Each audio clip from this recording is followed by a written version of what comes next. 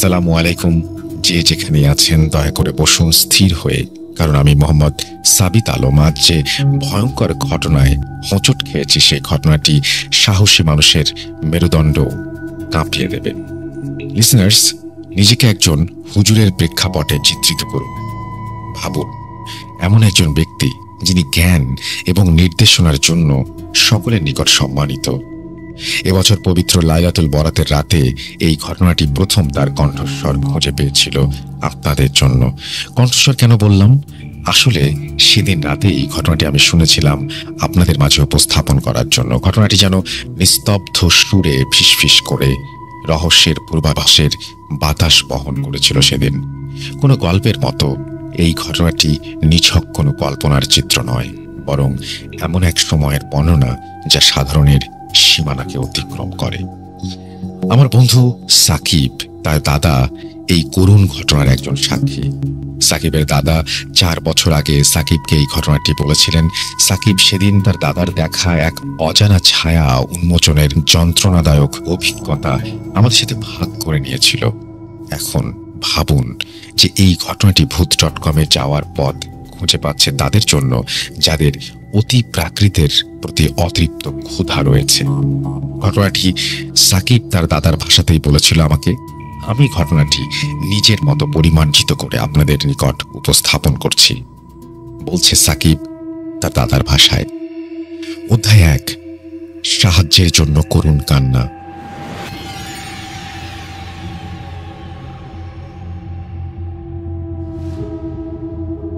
ঘটনাটি ঘটেছিল আজ থেকে প্রায় 43 বছর আগে। কি বলবো, এই ঘটনা এখনো আমাকে তাড়িয়ে নিয়ে বেড়ায়। অমানবিক চিৎকার যখন শুরু হয় তখন প্রায় মধ্যরাত। রহমান হুজুর ঘুম থেকে জেগে উঠলেন। ওনার বাড়ি ছিল মানিকগঞ্জ জেলার কোনো এক গ্রামে।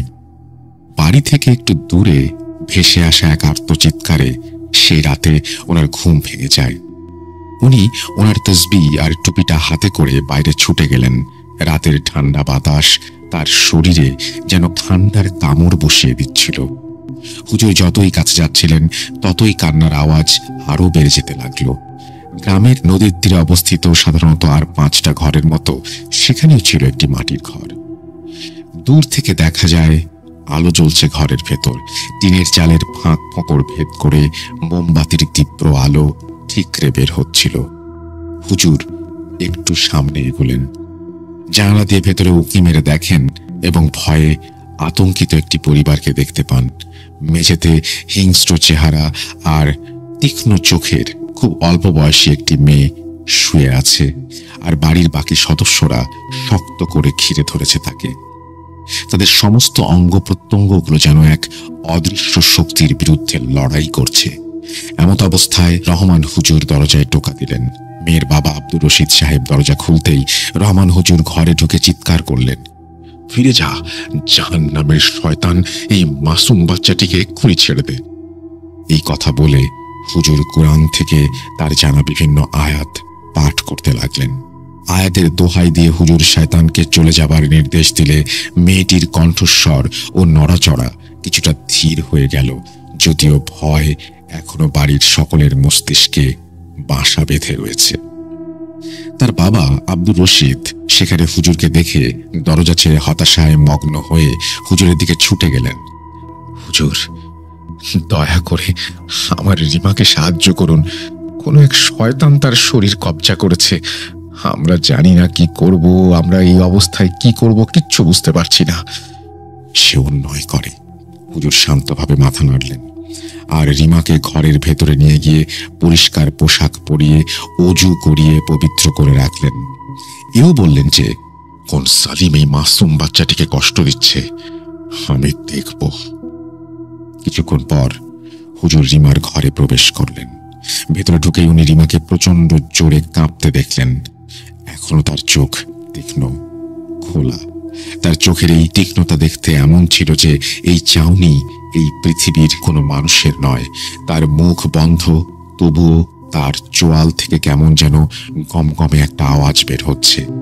হঠাৎ অস্বাভাবিক চিৎকার দিয়ে সে বলল, পাঠানো হয়েছে। উপস্থিত তার পরিবারের সকলের মেরুদণ্ডের নিচে কাঁপুনি দিয়ে উঠল। হুজুর জিজ্ঞেস করলেন রিমার বাবাকে যে আসলে তার কি হয়েছে। উনি বললেন, হঠাৎ করে ঘন্টা কয়েক ধরে রিমার এমন অবস্থা, মিনিটে মিনিটে আরো খারাপ থেকে আরো খারাপের দিকে যাচ্ছে। কিছুক্ষণ ধরেই সে অস্বাভাবিক আচরণ করছিল। প্রথমে সে নানান ধরনের অদ্ভুত দুঃস্বপ্নের কথা বলতো আমাদের, তারপর নানান ধরনের উল্টাপাল্টা আগা মাথাছাড়া কথা বলতে শুরু করে। আস্তে আস্তে সে রাতে ঘুমানো বন্ধ করে দিয়েছিল একেবারেই। না ঘুমিয়ে ঘুমিয়ে চোখ দুটো দেখতে কেমন যেন শয়তানের মতো হয়ে গিয়েছে। খাওয়া দাওয়া বন্ধ করে দিয়েছিল। দিনরাত নাকি সে কারোর জন্য অপেক্ষা করতো আর বলতো, 12 জন, মাত্র 12 জন। কারা 12 জন, কি বা তাদের পরিচয়, কিছুই আমরা জানি না।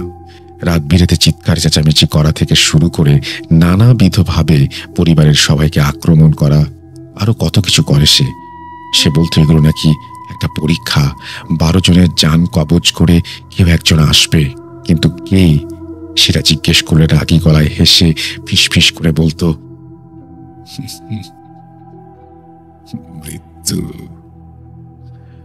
হুজুর, আমার মনে হয় কোনো শয়তান তাকে বশ করেছে, আপনি ওকে বাঁচান। ও আমার খুবই আদরের মেয়ে, বাঁচান মেয়েটাকে হুজুর, চাপা গলায় বললেন রশিদ সাহেব। হুজুর রশিদ সাহেবের কাঁধে আশ্বাস দিয়ে হাত রাখলেন আর রিমার মাথার কাছে ঘেঁষে বসলেন। হুজুর রিমার চুলে আলতো করে হাত বুলিয়ে দিলেন আর বললেন, মাথা ঠান্ডা করো মা, কোনো ভয় বা কোনো প্রকার ক্ষতি নেই। রিমার আগে গজগজ করতে করতে বলল, হুজুর এখন তোর কাছে আসবে। হুজুর রিমাকে বলল, কে আসবে? হে শয়তান, তুই অপবিত্র, এই পবিত্র শরীরে এটা কি অভিশাপ দিয়েছিস তুই? যতই নিষ্পাপ হবার ভান ধরিস না কেন, তুই শয়তান, তোর নিকৃষ্ট স্বভাব প্রকাশ কর। হুজুরের কথায় রিমার কোনো ভ্রুক্ষেপ হল না। রিমার মুখ তার অস্বাভাবিক গতিবিধি অব্যাহত রেখেছে। কিছুক্ষণ পর হঠাৎ ভারী এক কণ্ঠস্বর উত্থিত হয় রিমার মুখ দিয়ে, যা আসলে তার নয়। বোকা হুজুর, তুই আমাকে হারাতে পারবি না। আমি জুলকারনাইন, আমি মালিক। আজ রাতে এই মেয়েটিকে আমার ইচ্ছে মতো কষ্ট দিয়ে মারব। হুজুর কোরআনের আয়াত উচ্চারণ করে শয়তানকে সাবধান করে বললেন যে তার খেলা এখানেই শেষ। উনি মেয়েটির শরীর ছেড়ে দিতে বললেন শয়তানকে, অন্যথায় আল্লাহর আয়াতের ক্রোধের মুখোমুখি হবার জন্য প্রস্তুত হতে বললেন। হুজুরের সতর্ক বার্তা শুনে শয়তান ঠাট্টা করে হেসে উঠল। খুব ভালো।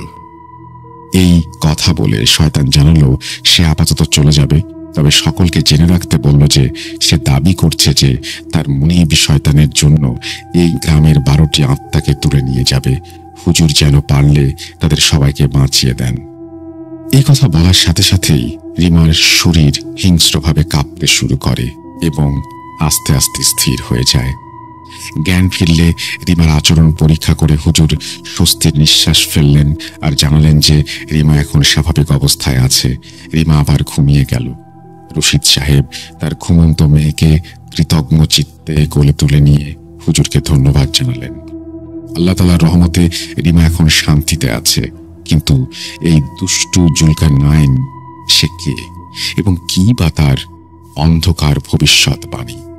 হুজুর রশিদ সাহেবকে জানালেন যে আমাদের সময় নষ্ট করা উচিত নয়, আমাদের অবশ্যই অন্য গ্রামবাসীদের পরীক্ষা করতে হবে আর নিশ্চিত হতে হবে যে অন্য কেউ পজেসড হয়েছে কিনা।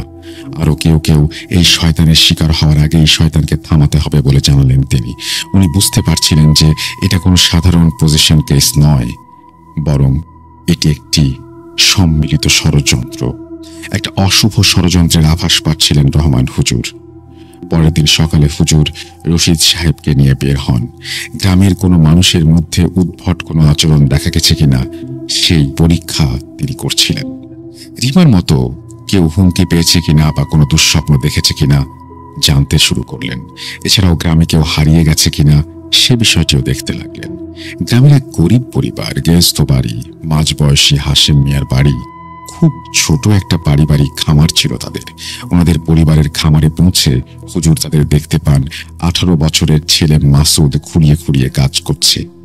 তার চোখ ফাঁকা এবং প্রাণহীন, ঠিক রিমার মতো।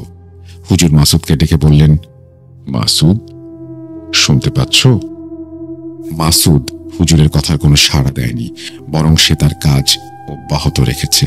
হঠাৎ দ্রুত গতিতে তার অসহায় বাবা মা হুজুরের সামনে এলেন আর জানালেন 3 ছেলের মাঝে মাসুদই এমন বাজে অবস্থায় রয়েছে।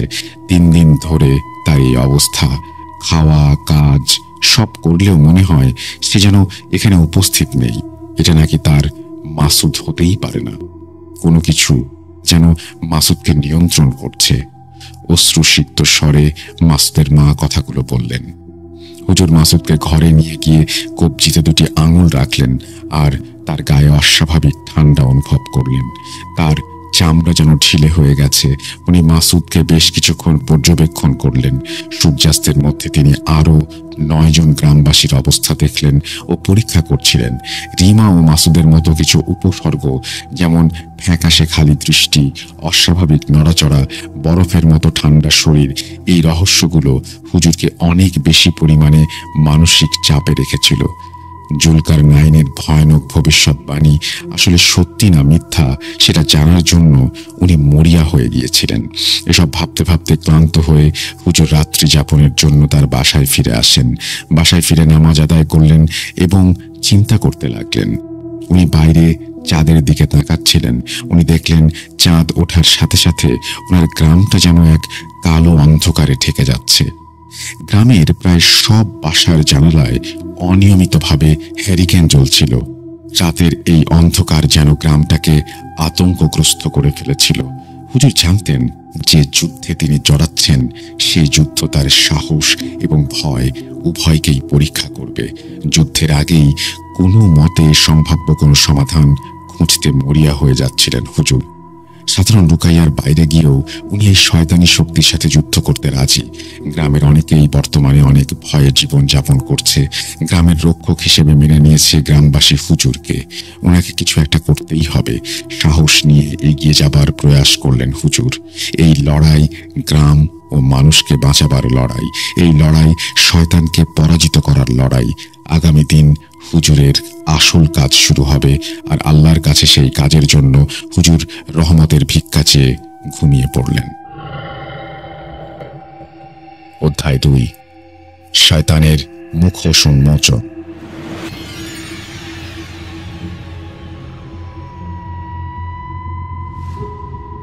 সেদিন গ্রামের ওপর আবার রাত নামলো, আর সাথে রাত নামলো আব্দুর রশিদ সাহেবের পরিবারের ওপর। আব্দুর রশিদ সাহেবের মেজ ছেলে অর্থাৎ আমি সেদিন রাতে হুজুরের বাসায় উপস্থিত হই রিমার জন্য। রিমাকে আবার শয়তান বন্দী করেছে। রিমার বাড়িতে যেন কবরস্থানের নীরবতা। হুজুরকে দেখে আব্দুর রশিদ সাহেব তাকে ভেতরে নিয়ে স্বাগত জানালেন। উনি জানালেন রিমা সুস্থ নেই। শয়তান এবার আরো শক্তিশালী হয়ে ফিরেছে। হুজুরের কাছে নিজের মেয়ের জীবন বাঁচাবার জন্য চেষ্টা করার প্রবল আশা ব্যক্ত করলেন রশিদ সাহেব। তিনি অনেক অনুনয় বিনয় করে হুজুরকে কথাগুলো বলছিলেন। হুজুর ইনশাল্লাহ বলে রিমার ঘরে গিয়ে দেখলেন আবছা বাতির আলোয় রিমা মেঝেতে কাতরাচ্ছে। তার ঠোঁট যেন ফেটে চৌচির হয়ে গেছে। মুখ দিয়ে ফেনা বের হচ্ছে, আর অস্বাভাবিক শব্দ তার গলা দিয়ে বের হচ্ছে। রিমা হুজুরের দিকে চোখ ফিরিয়ে তাকালে হুজুর নিজেকে স্থির করে আয়াত পড়তে লাগলেন। যেই আয়াতে আল্লাহর নাম ধ্বনিত হলো বাতাসে। হ্যারিকেনের শিখা এখনো রিমার ঝাঁকুনিতে চেহারাকে হুজুরের সামনে প্রশমিত করছে। একটি বিদ্রুপের হাসি দিয়ে রিমা বলল, আপনি কি আমাকে এই তুচ্ছ মনে করেছেন? ভাবছেন আপনার এই দোয়া আমাকে আটকাতে পারবে? হুজুর বললেন, চুপ কর। এরপর হুজুর জুলকার নাইনকে তার ক্ষমতা ও ক্ষমতার উৎস প্রকাশ করতে বললেন। শয়তান জানালো যে সে তার ক্ষমতা প্রকাশ করলে এই মেয়ের কষ্ট হুজুর দেখতে পারবে কিনা। এই বলে জুলকার নাইন রিমার ওপর সম্পূর্ণভাবে ভর করে। রিমা কষ্টে কাতরাতে কাতরাতে বলে, এই বাড়িতে একটি তাবিজ স্থাপন করা হয়েছিল। জুলকার নাইনের পা এই গ্রামে রাখার জন্য। ধ্বংস করে দেবে সে সবকিছু, আর তাদেরকে যে আটকাতে আসবে তাকেও। হুজুর বাড়ির ভেতরে তাবিজ খুঁজতে লাগলেন। হুজুর অনুসন্ধান করে একটি পুরাতন স্লেট খুঁজে পেলেন একটি দেয়ালের পেছনে, যেখানে নানান ভাষায় অনেক কিছু লেখা, কিছু চিত্র অঙ্কন করা। হুজুরের হাতে সেই স্লেট দেখে রিমা এক অপ্রত্যাশিত চিৎকার দেয় আর স্তব্ধ হয়ে পড়ে। প্রচন্ড কষ্টে সে অনেক জোরে জোরে নিঃশ্বাস নিচ্ছিল। রশিদ সাহেব তার মেয়েকে স্বস্তিতে কোলে তুলে নিলেন আর হুজুরকে পরীক্ষা করে দেখতে বললেন। হুজুর পরীক্ষা করলেন এবং তাবিজের উৎস খুঁজতে লাগলেন। হুজুর ভাবেন 12টি পজেশন কেসের কথা বলেছিল জুলকারনাইন, যার মাঝে খুঁজে পাওয়া গেছে 11টি। রিমা, মাসুদ ও আরো 9 জন। তাহলে শেষেরটা কোথায়? হুজুর গম্ভীরভাবে জিজ্ঞেস করলেন। জুলকারনাইন শয়তানি হাসি দিয়ে হুজুরের দিকে না সূচক মাথা নাড়ল আর রিমাকে নিয়ে কটূক্তি করল। হুজুর জানতেন যে আসল কাহিনী উদ্ঘাটনের জন্য জুলকারনাইনকে আরো জিজ্ঞাসাবাদ করা দরকার ছিল, কিন্তু হুজুর জানতেন যে জুলকারনাইনের বাকি পরিকল্পনাগুলো আরো নিষ্ঠুর হতে পারে। তিনি আব্দুলকে বললেন রিমাকে পাহারা দেবার জন্য এবং বাকি একজনকে খুঁজে বের করার জন্য রওনা হলেন, এই আশায় যে শেষ ব্যক্তির সাথে কথা বললে হয়তো উনি গুরুত্বপূর্ণ কোনো ক্লু খুঁজে পেতে পারেন। উনি গ্রামের রাস্তায় চলতে লাগলেন। গ্রামের এক বাড়ির সামনে গিয়ে হোঁচট খেয়ে পড়েন। কোনো এক অদৃশ্য শক্তি ওনার কানে কানে বলে, এখানে। হুজুর মনের ভুল ভেবে উঠে গেলেন আর দেখলেন বাড়ির বাইরে মজিদ আর আয়েশা নামক দম্পতি ঝগড়া করছে। মজিদ তার বড় ছেলে মশিউরকে মারছিল। মশিউর হলো বাকি 9 জনের একজন। এখানে বলে রাখা ভালো যে 12 জনের মাঝে সবার কথা আমার মনে নেই। যাদের কথা মনে আছে শুধু তাদের কথাই বলছি। হুজুর মশিউরের চেহারা দেখে থমকে যান। রিমা ও মাসুদের মতো একই চোখ ও চলাফেরা তার। ছেলেটার বাবা তাকে মারছে, তবুও ছেলেটার কোনো ভ্রুক্ষেপ নেই। হুজুর মজিদ সাহেবকে ধমক দিয়ে থামিয়ে দিলেন। মশিউর হুজুরকে দেখে বলল, রহমান, তোর কাজের প্রশংসা না করে পারছি না, তুই আবারও এখানে চলে এলি? মশিউরের কাছে এসে শান্তভাবে হুজুর বললেন, হ্যাঁ, তোর পরিকল্পনা আমাকে বল, আজাব কমে যাবে।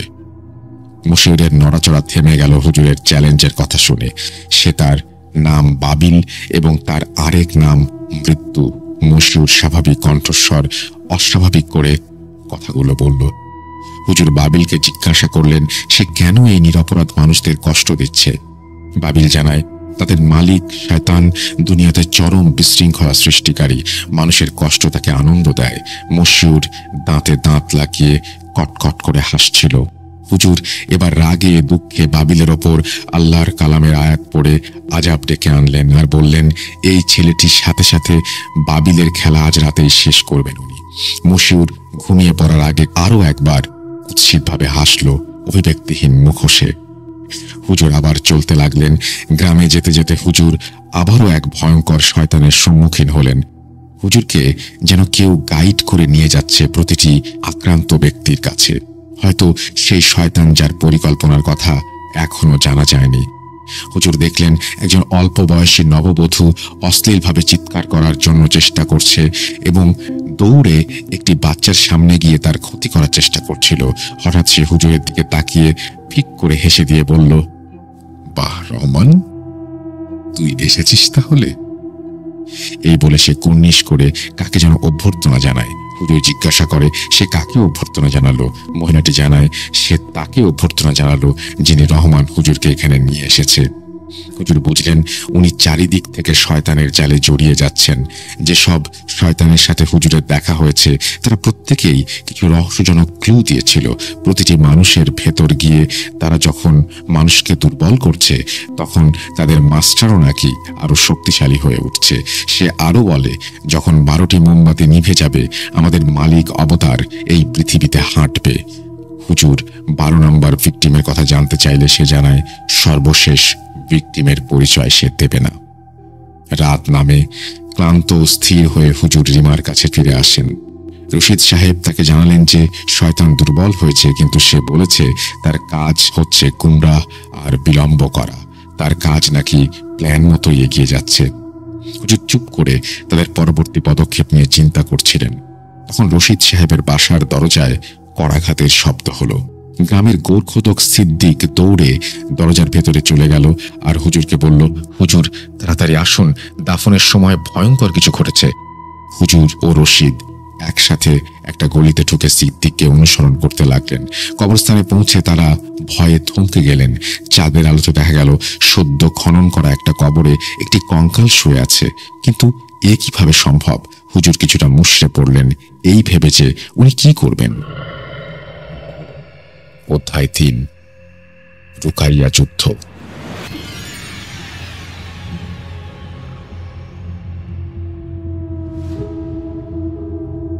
লাশ পচা দুর্গন্ধ হুজুরের নাকে এসে ঢুকে গেল। ভয়ঙ্কর মাটি এমনভাবে দুপাশে সরে যাচ্ছিল যেন বড় কোনো কীট তার ভেতর থেকে বের হয়ে আসবে এখনই। হঠাৎ এক অপরিচিত লোক কোথা থেকে যেন দৌড়ে এসে সেই কবরে শুয়ে পড়ে। সেই ব্যক্তিটি কবরে থাকা কঙ্কালের হাত ধরে টেনে বের করে আনলো। হাড়গুলি খুলে খুলে পড়ছিল কঙ্কালের শরীর থেকে। ক্ষুধার্তের মতো সেই লোক হুজুরের দিকে তাকিয়েছিল শয়তানি চেহারায়। অপরিচিত লোকটি কঙ্কালটি দেখিয়ে বলল, সুন্দর না? আমি এই কঙ্কালের শরীরে প্রবেশ করে আপনাদের মাঝে চলতে চাই আরেকবার। লোকটার কণ্ঠটা কেমন যেন। হুজুর আল্লাহর নাম নিয়ে শয়তানের ভুল ধরিয়ে দিয়ে বললেন, মৃত ব্যক্তি দুনিয়াতে আর কখনো হাঁটতে পারে না। এই বলে হুজুর শয়তানকে সেই অপরিচিত ব্যক্তিটিকে মুক্ত করে দিতে বললেন। মৃতদেহটি মাথা কুঁচকে যাচ্ছিল আর ঘাড়গুলো ভয়ঙ্করভাবে ফেটে যাচ্ছিল এবং সে বলল, আমি জুনাস। এই ব্যক্তি একটি অপবিত্র কালো জাদু করে আমাকে ডেকেছিল আর আমি তার ডাক মঞ্জুর করেছি। হুজুর চিৎকার দিয়ে বললেন, মিথ্যক শয়তান, কোন জীবন্ত ব্যক্তি এমন ভয়াবহতা কামনা করে না। এই মৃত কঙ্কাল ও এই ব্যক্তিকে ছেড়ে দে। খুব ভালো। জুনাস যাবার আগে বলে যায় যে এত রাতে আরো বেশি খারাপ পরিস্থিতির সম্মুখীন হতে হবে তাকে শীঘ্রই। হুজুর বুঝলেন উনি আরো একজন শয়তানের হাত থেকে আরো একজনকে মুক্ত করলেন। এরপর হুজুর রশিদ সাহেবকে দিয়ে সেই অপরিচিত ব্যক্তিটিকে তার বাড়িতে পাঠিয়ে দিলেন। এরপর ক্লান্ত ও স্থির হয়ে হুজুর বিশ্রামের জন্য বাড়ি ফিরে এলেন আর ভাবছিলেন কি করা যায়। উনি জানেন যে আস্তে আস্তে প্রতিটি নতুন রাত নতুন সব আতঙ্ক নিয়ে উপস্থিত হচ্ছে সবার মাঝে। উনি বাইরে তাকালেন, আকাশে চাঁদ উঠেছে। চাঁদের ফ্যাকাশে আলোতে হুজুর তার ঘরের দরজায় নখের আঁচড় অনুভব করলেন। উনি উঠে গিয়ে দরজা খুলে দেখেন গ্রামের মধ্যবয়স্ক যুবক বাঁধন তার দরজার সামনে 2 হাত বুকের কাছে দিয়ে কুঁজো হয়ে দাঁড়িয়ে আছে। তার চোখ সম্পূর্ণ খোলা। আমাকে ভেতরে ঢুকতে দে। তার মুখ খুবই বিদঘুটে, গলার আওয়াজগুলো কেমন ভাবে যেন বের হচ্ছিল। হুজুর কিছুটা বিচলিত হয়ে জিজ্ঞেস করলেন সে কি চায়। বাঁধন জানায় সে এখন হুজুরের সঙ্গ চায়। এই কথা শুনে হুজুর ভয়ে পিছু হটেন আর টেবিল থেকে পড়া পানি ছিটিয়ে দিলেন বাঁধনের ওপর। পানি গায়ে লাগার পর হুজুর তাকে ধাক্কা দিয়ে দরজার বাইরে বের করে দেন আর দরজা বন্ধ করে দেন। দরজার বাইরে থেকে হিংস্র প্রাণীর গর্জন ভেসে আসছিল। দরজার তালা দিয়ে হুজুর বিচলিতভাবে আল্লাহর কাছে সাহায্য চাইলেন। বহু কষ্টে ওই রাতটা তিনি পার করলেন। ফজরের আজান দিলে উনি নামাজ পড়লেন আর ভাবলেন সত্যিকারের যুদ্ধ আস্তে আস্তে শুরু হতে যাচ্ছে। সূর্যের আলো ফোটার সাথে সাথে হুজুর ঘর থেকে বেরিয়ে প্রজেস্ট কেসের ভিকটিমদের বাড়িতে বাড়িতে উপস্থিত হলেন এই আশায় যে নতুন কোনো ক্লু পাওয়া যাবে। কিন্তু কেউ তাকে কোনো তথ্য দিতে পারল না। সবার একই কথা, সেই সময় যা হয়েছিল কিছুই তাদের মনে নেই। তাদের এমন মনে হয়েছে যে তারা গভীর ঘুমে আছে। এরপর হুজুর গতরাতে ওনার বাসায় আসা বাঁধনের বাড়িতে উপস্থিত হন। উনি দেখলেন বাঁধনকে ঘরের ভেতরে আটকে রাখা হয়েছে আর তাকে আটকে রেখে তার পরিবারের লোকজন সবাই কাঁদছে। বাঁধন হুজুরকে দেখে জিজ্ঞাসা করে কাল রাতে হুজুরের কেমন ভয় লেগেছিল। হুজুর বাঁধনের ঘরে ঢুকে বাঁধনের রুকাইয়া করে বাঁধনকে সুস্থ করে দেন। হুজুরের মনে হলো শয়তানগুলো যেন নিজ ইচ্ছায় সবার দেহ ত্যাগ করে চলে যাচ্ছে। কিন্তু কেন? ওদের আসল প্ল্যান কি? কোনোভাবেই তিনি ধরতে পারছিলেন না। হুজুর নিজ মনে হেঁটে বাড়ি ফিরছিলেন। এমন সময়ে একটি বাড়ির জানলা থেকে কেউ একজন মেয়েলি কণ্ঠে হুজুরকে ফিসফিস করে বলে, মেয়েটিকে হুজুর চিনতে পারলেন। তার নাম সালমা। হুজুর সালমার চোখে রিমার মতো রং লক্ষ্য করলেন আর সালমার বাড়িতে গেলেন। সালমার বাড়িতে যাওয়ার পর সালমার পরিবার জানায় যে সালমা কিছুদিন যাবৎ উদ্ভট কিছু আচরণ করছে।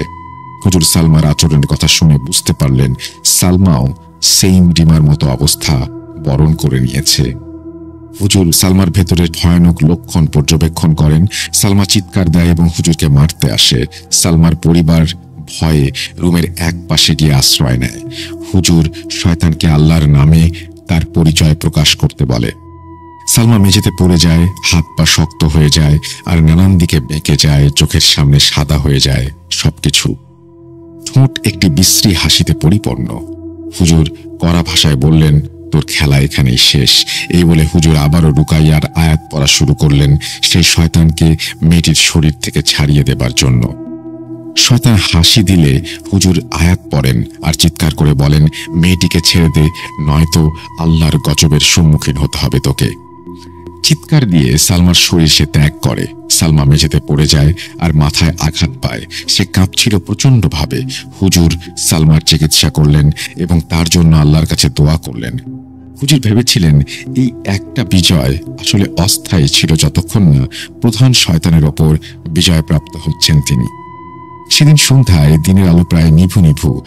এমন সময় হুজুরের মনে হলো নানান রকমের ছায়া তার আশেপাশে ঘোরাফেরা করছে। সূর্যাস্তের পর রাস্তা এবং মাঠের মধ্য দিয়ে উদ্দেশ্যহীনভাবে হুজুর হাঁটছিলেন ও ছায়ামূর্তিগুলোর গতিবিধি বোঝার চেষ্টা করছিলেন। হাঁটতে হাঁটতে নদীর পাড়ে চলে আসলেন হুজুর। একজন যুবককে দেখতে পেলেন যে হাতে একটি কুড়াল নিয়ে বাতাসে দোলাচ্ছিল এবং বন্য জন্তুর মতো গর্জন করছিল। হুজুরকে দেখে সে বলল, কি রহমান, এখনো খুঁজে যাচ্ছিস তুই?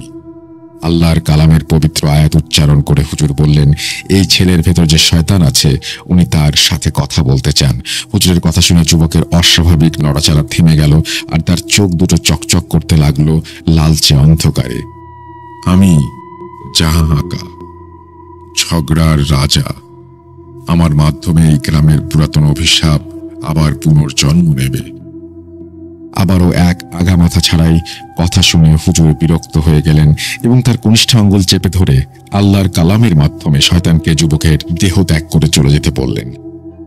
শয়তান যুবকের মুখ দিয়ে একটি বিদঘুটে হাসি দিয়ে যুবকের শরীর ত্যাগ করে। যুবকটি মাটিতে পড়ে অজ্ঞান হয়ে যাওয়ার আগে কেঁপে উঠছিল আর তার কুড়াল তার হাত থেকে পড়ে যাচ্ছিল। হুজুর অচেতন যুবকের জ্ঞান ফিরিয়ে তাকে বাসা পর্যন্ত পৌঁছে দিয়ে আসেন। হুজুর ভাবতে থাকেন যে গ্রামের পুরাতন অভিশাপ পুনর্জন্ম নেবে, এটি কোন ধরনের ধাঁধা? ধাঁধা হলেও এর উত্তর কি আল্লাহ জানে। শয়তানের এই স্নায়বিক খেলা চলতেই থাকে, নাকি নৃশংসতা ডেকে আনে এই খেলা? আস্তে আস্তে হুজুর পজেসড ব্যক্তিদের আলাদা করছিলেন গ্রামের ভেতর। উনি কোনো ইনোসেন্টের ক্ষতি না করেই ওনার কাজ চালিয়ে যাচ্ছিলেন। সারা রাত রাস্তায় ঘুরে বেড়ান, ক্লান্ত শরীর। হুজুর সব খুঁটিনাটি এক করে বুঝতে চেষ্টা করেন। উনি বুঝতে চাচ্ছিলেন এই মানসিক দুনিয়ায় মানুষের আত্মাকে দুর্বল করে কোন মহাশয়তান, কি পরিকল্পনা তার। হুজুর বুঝতে পারছিলেন যে চূড়ান্ত লড়াই শুরু হচ্ছে খুব দ্রুত। অধ্যায় 4, পরিণতি।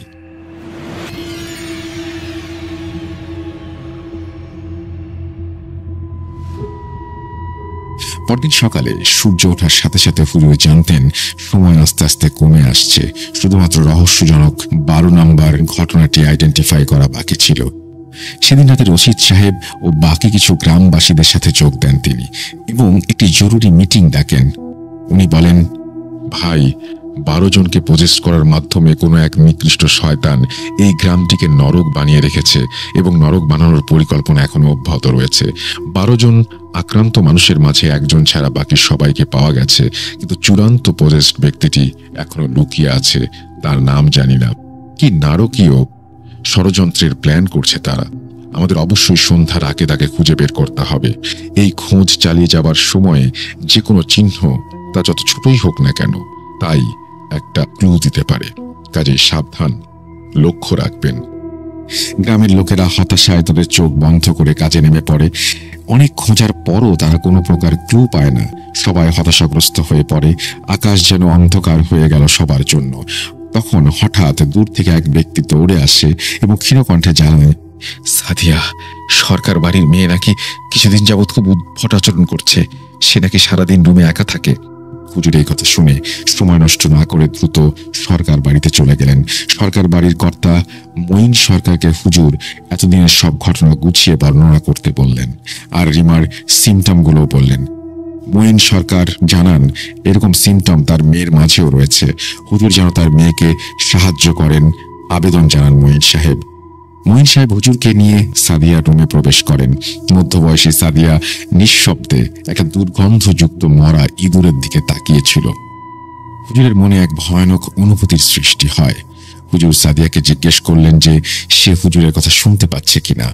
হঠাৎ তার মাথা হুজুরের দিকে ঘুরালো, ফ্যাকাশে চোখ দিয়ে পানি ঝরছিল। চেহারার বাম পাশে ঘন কালো কিসের একটা দাগ। সাদিয়া বলল, বাহ বাহ বাহ, রহমান শেষ পর্যন্ত আমাকে খুঁজে বের করেই ছাড়লি। যাই হোক, ভুল করছিস আমাকে খুঁজে। তোর প্রশ্ন হবে আমার নাম কি, কেন এসেছি, তাই তো? তবে শোন, আমার নাম কামিরা, তোর সর্বনাশের মালিক আমি। সাদিয়ার আওয়াজ যেন কেমন গম্ভীর হয়ে যাচ্ছিল। হুজুর বললেন, তোর সবকিছু শেষ এখানে। হুজুর গর্জে উঠলেন আর চিৎকার করে আল্লাহর নামে রুকাইয়া করতে শুরু করলেন সাদিয়ার দেহ ত্যাগ করানোর জন্য। কামিরা উন্মাদের মতো সাদিয়ার মুখ দিয়ে কথা বলছিল। সে জানালো যে দোয়া পড়ে তাকে হুমকি দেয়া হচ্ছে, সেই দোয়া কোনো কাজে আসবে না, কারণ এখন নাকি অনেক দেরি হয়ে গেছে। সে জানায় মধ্যরাতের জন্য সে কিছু রিচুয়াল প্ল্যান করেছে, যার মাধ্যমে তাদের ওস্তাদ শয়তানের আচার অনুষ্ঠানের মাধ্যমে পূর্ণ মহিমায় এই দুনিয়ায় আবার অবতরণ করবে। তার দুনিয়ায় আসাটা কেউ নাকি ঠেকাতে পারবে না। মঈন সাহেব মেয়ের এই অবস্থা দেখে কাঁদছিলেন আর হুজুরের কাছে তার মেয়েকে বাঁচানোর জন্য অনুরোধ করছিলেন। হুজুর জানতেন যে সর্বশেষ যুদ্ধ বিজয় করেই উনি একমাত্র এই মেয়ে আর গ্রামকে বাঁচাতে পারবেন। ঘরের মাঝে চাঁদের আলো প্রবেশ করছে, এমন সময় হুজুর সাদিয়ার মুখোমুখি হন। উনি সুর করে কোরআনের বিভিন্ন আয়াত পড়তে থাকেন, যা শুনে সাদিয়া মাটিতে লুটিয়ে পড়ে এবং তার মুখ দিয়ে ফেনা বেরিয়ে যায়। উপস্থিত সবাই আল্লাহর নাম নিচ্ছিল। সাদিয়া উঠে বসে, চোখ দুটিতে যেন বিদ্যুৎ চমকাচ্ছে। চাঁদের আলোয় তার ছায়া মাটিতে পড়ে। ইয়া আল্লাহ, কিসের ছায়া এটি? শিংযুক্ত জন্তুর মুখ ছায়ায় স্পষ্ট দেখা যাচ্ছে। সাদিয়া চিৎকার করে ওঠে আর কামিরা তার নিজের রূপে ফিরে আসে। তাবিজ এবং আয়াতকে অস্ত্র বানিয়ে হুজুর কামিরার সাথে রহস্যময় যুদ্ধে যুক্ত হলেন। শয়তান ও হুজুরের এই দ্বন্দ্ব উপস্থিত সকলের মনে এক অজানা ভয়ের সঞ্চয় করে দিচ্ছিল। সাদিয়ার চোখে শয়তানি আভা জ্বলে উঠল। সে হুজুরের সামনে এসে হুজুরের গলা টিপে ধরল। তবুও হুজুর থামেনি। গ্রামবাসীরা ওনাকে সাহায্য করছিলেন। সবাই একসাথে আল্লাহর কালাম পড়ছিলেন। সাদিয়া চিৎকার দিয়ে ভেঙে পড়ল। হুজুরকে মৃত্যুর থেকেও খারাপ জীবনের হুমকি দিয়ে কামিরা সাদিয়ার দেহ ত্যাগ করে। সবাই স্বস্তির নিঃশ্বাস ফেলল। লড়াই শেষ। কামিরা তার শেষ রিচুয়াল করে যেতে পারেনি। সকলের মুখে যে একটু একটু করে হাসির ঝলক ফুটে উঠল। গ্রামের লোকেরা যখন আনন্দ করছিল, তখন হুজুর নাকি কিছু জিনিস অনুভব করলেন। উনি ওনার ভেতরে কেমন যেন একটা অন্ধকার অনুভূতি দেখতে পাচ্ছিলেন। কামিরা যেন তার কাজ সম্পূর্ণ করে গেছে বলে মনে হচ্ছে। হুজুর হঠাৎ এমনভাবে মাটিতে পড়ে দাপাদাপি করছিলেন যে ওনার শরীরে আগুন জ্বলছে বলে মনে হচ্ছিল। উনি হঠাৎ উঠে দাঁড়ালেন। হঠাৎ ওনার হাত একদম উল্টে গেল। গ্রামবাসীরা ভয়ে ছোটাছুটি শুরু করলো। হুজুর চাঁদের আলোতে দাঁড়ালেন। ইয়া আল্লাহ, এ যে সাদিয়ার ছায়ার মতো শয়তানের ছায়া। শেষবারের মতো হুজুর কিছু একটা বললেন। না, এটা হতে পারে না, এই বলে উনি নিজের শ্বাস রোধ করলেন। আস্তে আস্তে হুজুরের চেহারায় লম্বা ঘন একটা কালো দাগ ফুটে উঠতে শুরু করলো। চোখ ফ্যাকাশে হয়ে গেল, ঠোঁট ফেটে গেল। হুজুর শয়তানি হাসি হেসে বললেন, বোকার দল, তোরা ভেবেছিলি আমার কৃতদাসের পরাজিত করে আমাকে থামিয়ে দিবি? এরপর হুজুর বললেন, কামিরার ফাইনাল রিচুয়াল সফল হয়েছে। আমি এখন এই দুনিয়ার মাঝে আবার হাঁটছি, তোদের কথিত রক্ষাকর্তা রহমানের শরীরের মাধ্যমে। যাকে রক্ষাকর্তা ভাবছিস, তার শরীরে আমি। কিভাবে এলাম ভাবতে থাক, আজ থেকে আমার রাজত্ব শুরু। এই বলে হুজুর জানালা দিয়ে লাফ দিয়ে পালিয়ে যান। গ্রামের লোকেরা স্তম্ভিত হয়ে গিয়েছিল এই ঘটনা দেখে। তারা বুঝতে পারল যে কোনো এক জঘন্য শয়তানকে পরাজিত করতে গিয়ে তার অনিচ্ছাকৃতভাবে শয়তানের হাতেই নিজেকে সঁপে দিতে হয়েছে। সবাই ভয়ে ভয়ে সরকার বাড়ি ত্যাগ করে চলে যান। শেষের রাতের দিকে সূর্য উঠল গ্রামে। দিনটি যেন এক আজাবের দিন। হুজুরের শয়তানি হাসি এখনো প্রতিধ্বনিত হচ্ছে ক্ষতবিক্ষত বাঁশঝাড় জুড়ে।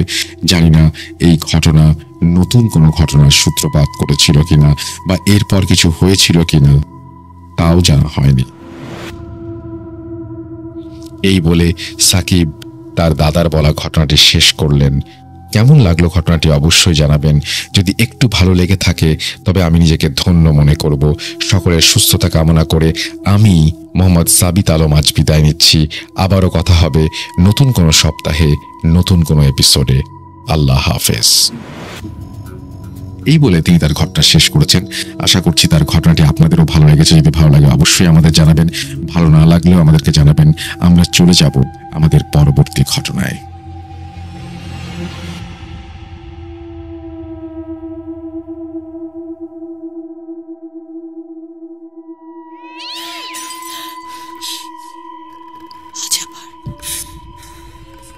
শুনতে পাচ্ছেন শব্দটা? ভয়ের আরেক নাম ভূত.com with Russell. Welcome back. আরো একবার আপনাদের সবাইকে স্বাগত জানাচ্ছি। আমি রাসেল। আশা করছি আপনারা সবাই ভালো আছেন আর ভালোর দলে আছেন। আমিও ভালো আছি এবং ভালোর দলে আছি। আমরা চলে যাচ্ছি আমাদের পরবর্তী ঘটনায়। আশা করছি এই ঘটনাটি আপনাদের ভালো লাগবে। আসসালামু আলাইকুম রাসেল ভাইয়া ও প্রিয় শ্রোতা, কেমন আছেন আপনারা? আশা করছি মহান আল্লাহ তাআলার অশেষ সহমতে আপনারা সবাই ভালো আছেন এবং সুস্থ আছেন। আমিও আপনাদের দোয়া এবং আল্লাহর রহমতে ভালো আছি, আলহামদুলিল্লাহ। আমি মোহাম্মদ সিফাত আলম, লিখছি চট্টগ্রাম থেকে। আজ 24 নভেম্বর, শুক্রবার। আজ আমরা এক পা করে এগোতে থাকলাম 200 নম্বর এপিসোডের দিকে। মানে তিনি গত সপ্তাহের জন্য ঘটনাটি লিখেছিলেন, আমরা একটা সপ্তাহ পিছিয়ে পড়েছি। যাই হোক, উনি তার ঘটনা যেভাবে শুরু করেছেন সেটাই বলি। আমি রাসেল ভাইয়া সহ টিমের সকলকে ধন্যবাদ জানাই। তিনি তার ধন্যবাদ জানানোর পরে আবারও বলছেন, ঘটনা কালেক্টের প্রসঙ্গে আমি দীর্ঘায়িত কোনো কথা বলবো না, সরাসরি চলে যাব ঘটনায়। আর যাবার আগে রাসেল ভাইয়ের কাছে অনুরোধ, ঘটনায় ভুল ত্রুটি হলে ক্ষমা সুন্দর দৃষ্টিতে দেখবেন।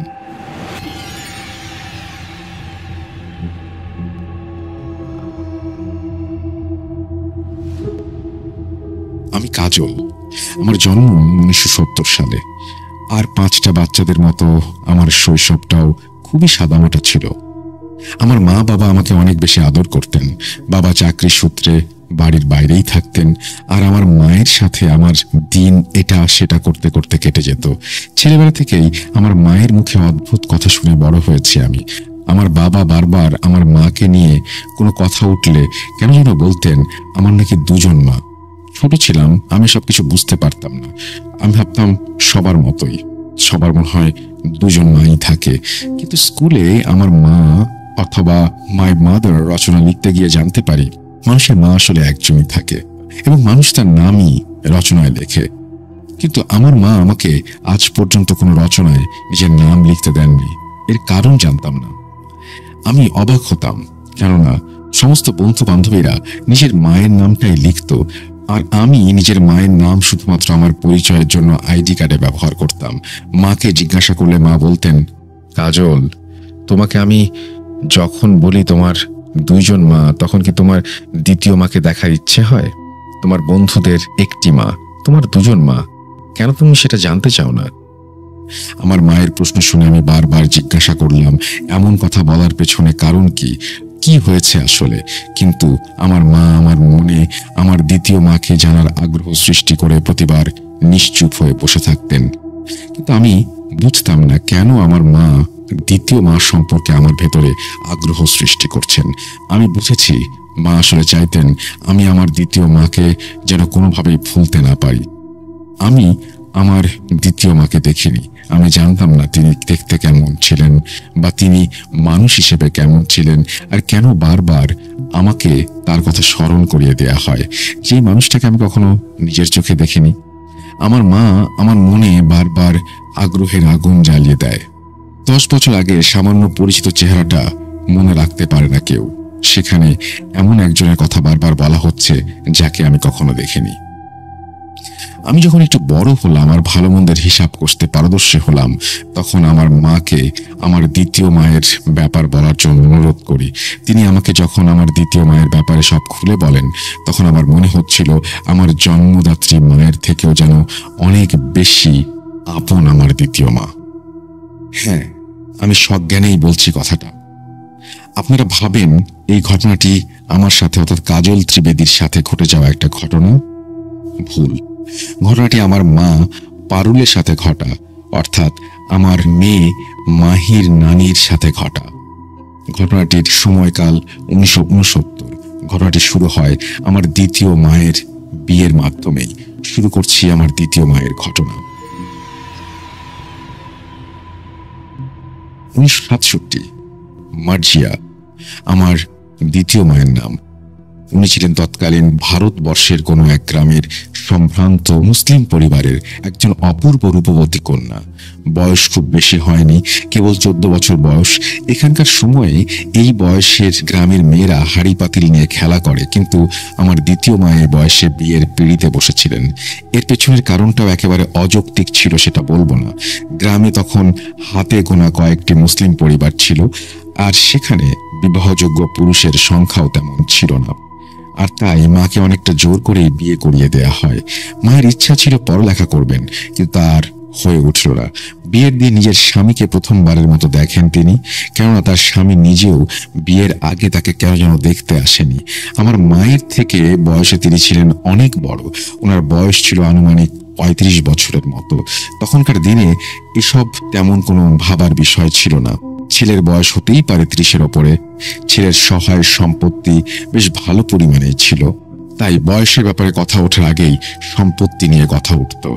ঘরোয়াভাবেই সম্পন্ন হয় আমার মায়ের শুভ বিবাহ। আমার মায়ের বয়স কম হলেও তিনি ছিলেন খুবই সুশীল এবং সংসারী এক কন্যা। যেমন রূপ তেমন গুণ। মায়ের বিয়ের পর মা স্বামীর বাড়িতে চলে আসেন। শুধুমাত্র তার স্বামীর বাড়িই ছিল শ্বশুর বাড়ি নয়।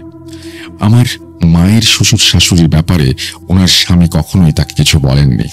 আমার মা শুধু কয়েকবার শুনেছিলেন যে তার এক দেবর নাকি কোনো এক গ্রামে বাস করেন। বিয়ের সময় কাউকে আমার মা দেখেননি। আমার মায়ের স্বামী ছিলেন ছোটখাটো এক জমিদার।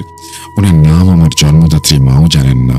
হয়তো ইতিহাস কোনো এক পাতার কোথাও তার নাম লোকচক্ষুর আড়ালেই রেখে দিয়েছে।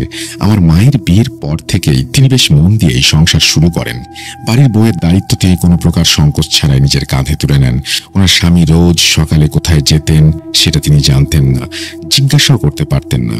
ওনার স্বামী ছিলেন কিছুটা বদমেজাজি, এবং আমার মা বয়স অনেক ছোট, তাই হয়তো ওনার সাহসে কুলাতো না। আমার মায়ের বিয়ের পর থেকেই ওনার স্বামী আলাদা রুমে থাকতো, দরজা বন্ধ করে রাখতো। ওনার স্বামী রুম থেকে বের হয়ে রুম তালাবদ্ধ করে বাড়ি থেকে বেরিয়ে যেত। সারাদিন আমার মা বাড়িতে একাই থাকতেন। ওনার স্বামী ওনার সাথে কোনো ধরনের কথা বলতেন না, শুধু খাবারের সময় হলে ওনাকে খাবার খেতে দিতে বলতেন। প্রথম সপ্তাহে একদিন তিনি মায়ের সাথেই ঘুমাতেন, কিন্তু ধীরে ধীরে সেটাও বন্ধ করে দিলেন। অন্যদিকে আমার মা বাড়ির কাজেই বেশিরভাগ সময় কাটিয়ে দিতেন, বাকি সময়টুকু তিনি কাপড় বোনার কাজ করতেন। এভাবেই চলছিল। একদিন তার স্বামী আমার মায়ের কাছে এসে বলেন, শোনো, আজ রাতে 3 জনের খাবার রান্না করবে, আর হ্যাঁ, আজ আমি একটি খাসি কিনে এনে জবাই করব, সেটা কেটে কুটে রান্না করবে। আমাদের জন্য সামান্য রেখে বাকিটা ঢেকে অন্য কোথাও রেখে দেবে। আমি রাতে এসে বাকিটুকু নিয়ে যাব। আমার বন্ধুরা আজ চড়ুই ভাতি করবে, তাই বাকিটুকু আমাদের লাগবে। তোমাকে একা খেতে যেন না হয়, তাই আমি তোমার সাথে সামান্য ভাত খাবো। আমি একটু রাগী হতে পারি, কিন্তু অমানুষ নই। আমার মা তার স্বামীর এমন কথা শুনে কিছুটা খুশি হন। এই প্রথম স্বামী তার কথা ভেবে রাতে একসাথে খাবে বলল। আপনার সম্মতি পেলে আমি আপনাকে একটা কথা জিজ্ঞেস করতে পারি? স্বামীর সম্মতি পেয়ে মা বললেন, আপনি রাতে পাশের রুমে ঘুমান কেন, আর ওই রুমের দরজায় তালা লাগিয়ে রাখেন কেন? আমি তো আপনাকে কখনো ওই রুম পরিষ্কার করতেও দেখিনি। আমি পরিষ্কার করে দিলে কি কোনো সমস্যা হবে আপনার? আমার মায়ের কথা শুনে ওনার স্বামী বলেন, শোনো, বসতে দিলে শুতে যাওয়ার অভ্যাস তোমাদের বউদের জন্য নতুন কিছু নয়। ওই রুমে আমার অনেক মূল্যবান কাগজ আর আমার সারা জীবনের সঞ্চয় আছে, যার গুরুত্ব তোমার মাথায় ঢুকবে না। আমি জমিদার। আমার বাড়িতে এর আগেও অনেকবার চুরির ঘটনা ঘটেছে, তাই আমি সেসব হেফাজত করার জন্যই রুমে তালা দিয়ে রাখি। আর ওই রুমে আমিই থাকি। ওই রুমে আমি ছাড়া আর কারো প্রবেশের অধিকার নেই। সামান্য 2টি কথা বলেছি, তোমার আগ্রহের শেষ নেই দেখছি। রাতে আমি বাড়িতে খাবো না, তুমি নিজের জন্য খাবার রেখে বাকিটা আলাদা করে রেখো, আমি সময় মতো এসে নিয়ে নিব। নিজের স্বামীর মুখ থেকে এমন কথা শুনে আমার মা বেজায় কষ্ট পান। মুখ বুজে সব সহ্য করেন তিনি, কেননা তার এছাড়া আর কি বা করার আছে। বিকেলের দিকে ওনার স্বামী মস্ত বড় এক খাসি নিয়ে হাজির হন। বাড়ির উঠোনে জবাই করেন সেই খাসি। আমার মা তার স্বামীর কথা মতো খাসির মাংস রান্না করেন এবং সামান্য রেখে বাকিটুকু ভালোভাবে গরম করে শিকেতে তুলে রাখেন। রাতে ওনার স্বামী এসে মাংসের হাঁড়ি নিয়ে তড়িঘড়ি করে বেরিয়ে পড়েন।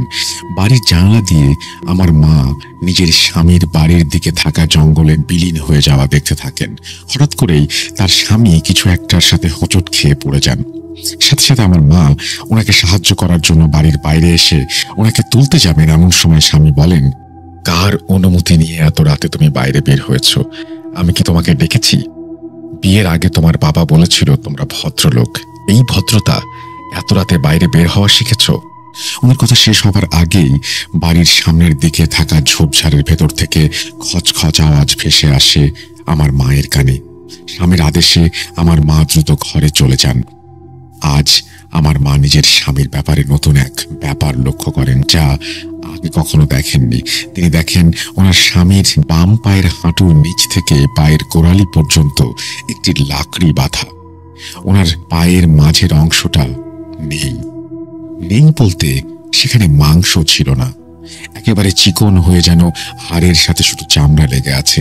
এসব দেখে মা বেশ ভয় পেয়ে যান, কিন্তু বরাবরের মতোই মুখে কুলুপ এঁটে বসে থাকতে হয় ওনাকে। উনি ঘরে এসে আবার নিজের স্বামীর চলে যাওয়া দেখতে থাকেন। হঠাৎ তিনি খেয়াল করেন আবছা অন্ধকারে ওনার স্বামী ঝোপের আড়ালে চলে যাচ্ছেন, আর সেই ঝোপের দিকে দুইটি সবুজ আলো জল করছে। হঠাৎ সেই আলো রং পরিবর্তন করে লাল রং ধারণ করে। আমার মা ভয়ে জানালা থেকে সরে আসেন। সেদিন রাতে ওনার স্বামী বাড়িতে ফেরেননি। শেষ রাতে ফজরের নামাজ পড়ে আমার মা সামান্য কিছু সময় ঘুমিয়েছিলেন। হঠাৎ ভারী গলার চিৎকার শুনে ওনার ঘুম ভেঙে যায়। মা উঠে দেখেন ওনার স্বামী রাগান্বিত হয়ে ওনার দিকে তাকিয়ে আছেন। মা দ্রুত উঠে বসতেই তার স্বামী বলতে শুরু করেন, তোমার কি নিজেকে রানী ভাবার মতো অসুখ করেছে? এত সকালে রানীর মতো ঘুমাচ্ছ যে? ঘরে কি তোমার জন্য 14টা দাসী রাখা আছে যারা তোমার জন্য কাজ করবে? আমার মা স্বামীর কাছে ক্ষমা চান। ওনাকে ক্ষমা করা হয়, কিন্তু সেই ক্ষমার একটি প্রতীক হিসেবে ওনার গালে 5টি বড় বড় আঙুলের ছাপ স্পষ্ট থেকে স্পষ্টতর হয়ে উঠছিল। মা দ্রুত সকালের খাবার তৈরি করেন। সেদিন ওনার স্বামী বাড়িতেই ছিল।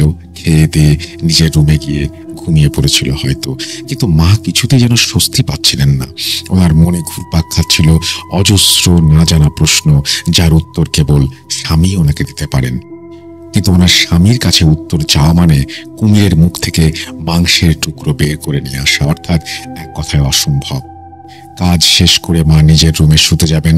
এমন সময় দেখেন ভেতরের রুম থেকে আলো বেরিয়ে আসছে। হয়তো অতিরিক্ত গরম থেকে বাঁচার জন্য ওনার স্বামী রুমের ভেতরে থাকা জানালা খুলে দিয়েছেন। উনি দরজার ফাঁকা দিয়ে ভেতরে দেখার চেষ্টা করেন। সামান্য আলোয় উনি দেখেন রুমের মাঝ বরাবর কালো কুচকুচে সিংহ বা নেকড়ে আকৃতির একটি মূর্তির মতো কি যেন রাখা। হঠাৎ উনি দেখতে পান ওনার স্বামী দরজার ওই পাশ থেকে সেই ফাঁকা স্থান দিয়েই ওনার দিকে তাকান। রুম থেকে বের হন ওনার স্বামী। বের হয়ে মাকে ইচ্ছে মতো মারধর করেন। চোখের অশ্রু ফেলা ছাড়া আমার মায়ের আর কিছু করার ছিল না। ওনার হাতে কালশিটে পড়ে যায়। উনি 2 দিন শয্যাশায়ী অবস্থায় থাকেন। এরপর থেকে মা সেই দরজার কাছে যাবারও সাহস করেননি। একদিন সকালে ওনার স্বামী চলে যাবার পর এক মহিলা বাড়িতে আসে, যাকে মা আগে কখনো দেখেননি। মহিলাকে চেনেন না জন্য বেশি কিছু না বলে দরজা আটকাতে যাবেন। এমন সময় তিনি বলেন, তুমি এই বাড়ির প্রথম বউ নও। এই কথা শুনে আমার মায়ের পায়ের নিচ থেকে মাটি সরে যায়। আমার মা মহিলাকে বেশ রাগান্বিত হয়ে বলেন, এই কথা বলার আপনি কে? আপনি এই কথা কিভাবে জানেন? কে আপনি? উত্তরে মহিলা নিজের পরিচয় দেন। আমার মাকে এমন কিছু কথা তিনি বলেন যা শুনে আমার মা বিশ্বাস করতে বাধ্য হন। মা মহিলাকে ঘরের ভেতরে এসে যা বলার বলতে বলেন। মহিলা বলতে শুরু করেন, তুমি এই বাড়ির প্রথম বউ নও। এর আগে তোমার স্বামী আরো 2টি বিয়ে করেছে। ওনার বাকি 2 জন স্ত্রী এখনো বেঁচে আছে। আমার পরিচয় আমি নিজে না দিলে তোমার জানার কথা না। আমি তোমার স্বামীর ছোট ভাইয়ের বউ। আমি তোমাকে সাবধান করতে এসেছি। আমার মা মহিলার কথার উত্তরে বলেন, আমি শুনেছিলাম ওনার এক ছোট ভাই আছে, কিন্তু আমি নিশ্চিত ছিলাম না। আর ওনার আগের 2 স্ত্রীরা কোথায়? আর ওনারা যদি বেঁচেই থাকেন তাহলে উনি আমাকে কেন বিয়ে করেছেন? এভাবে আমার জীবন নষ্ট করার মানে কি? মহিলা প্রশ্ন শুনে আমার মায়ের দিকে কিছুটা সময় তাকিয়ে দীর্ঘশ্বাস ছেড়ে বলেন, লোভ। এই লোভ তোমার স্বামীকে পশু বানিয়ে দিয়েছে। আমাকে বলো তো, তোমার স্বামীকে তুমি বিয়ের পর কয়বার খোদার সামনে মাথা নত করতে দেখেছ? আমি হলপ করে বলতে পারি একটি বারের জন্য না।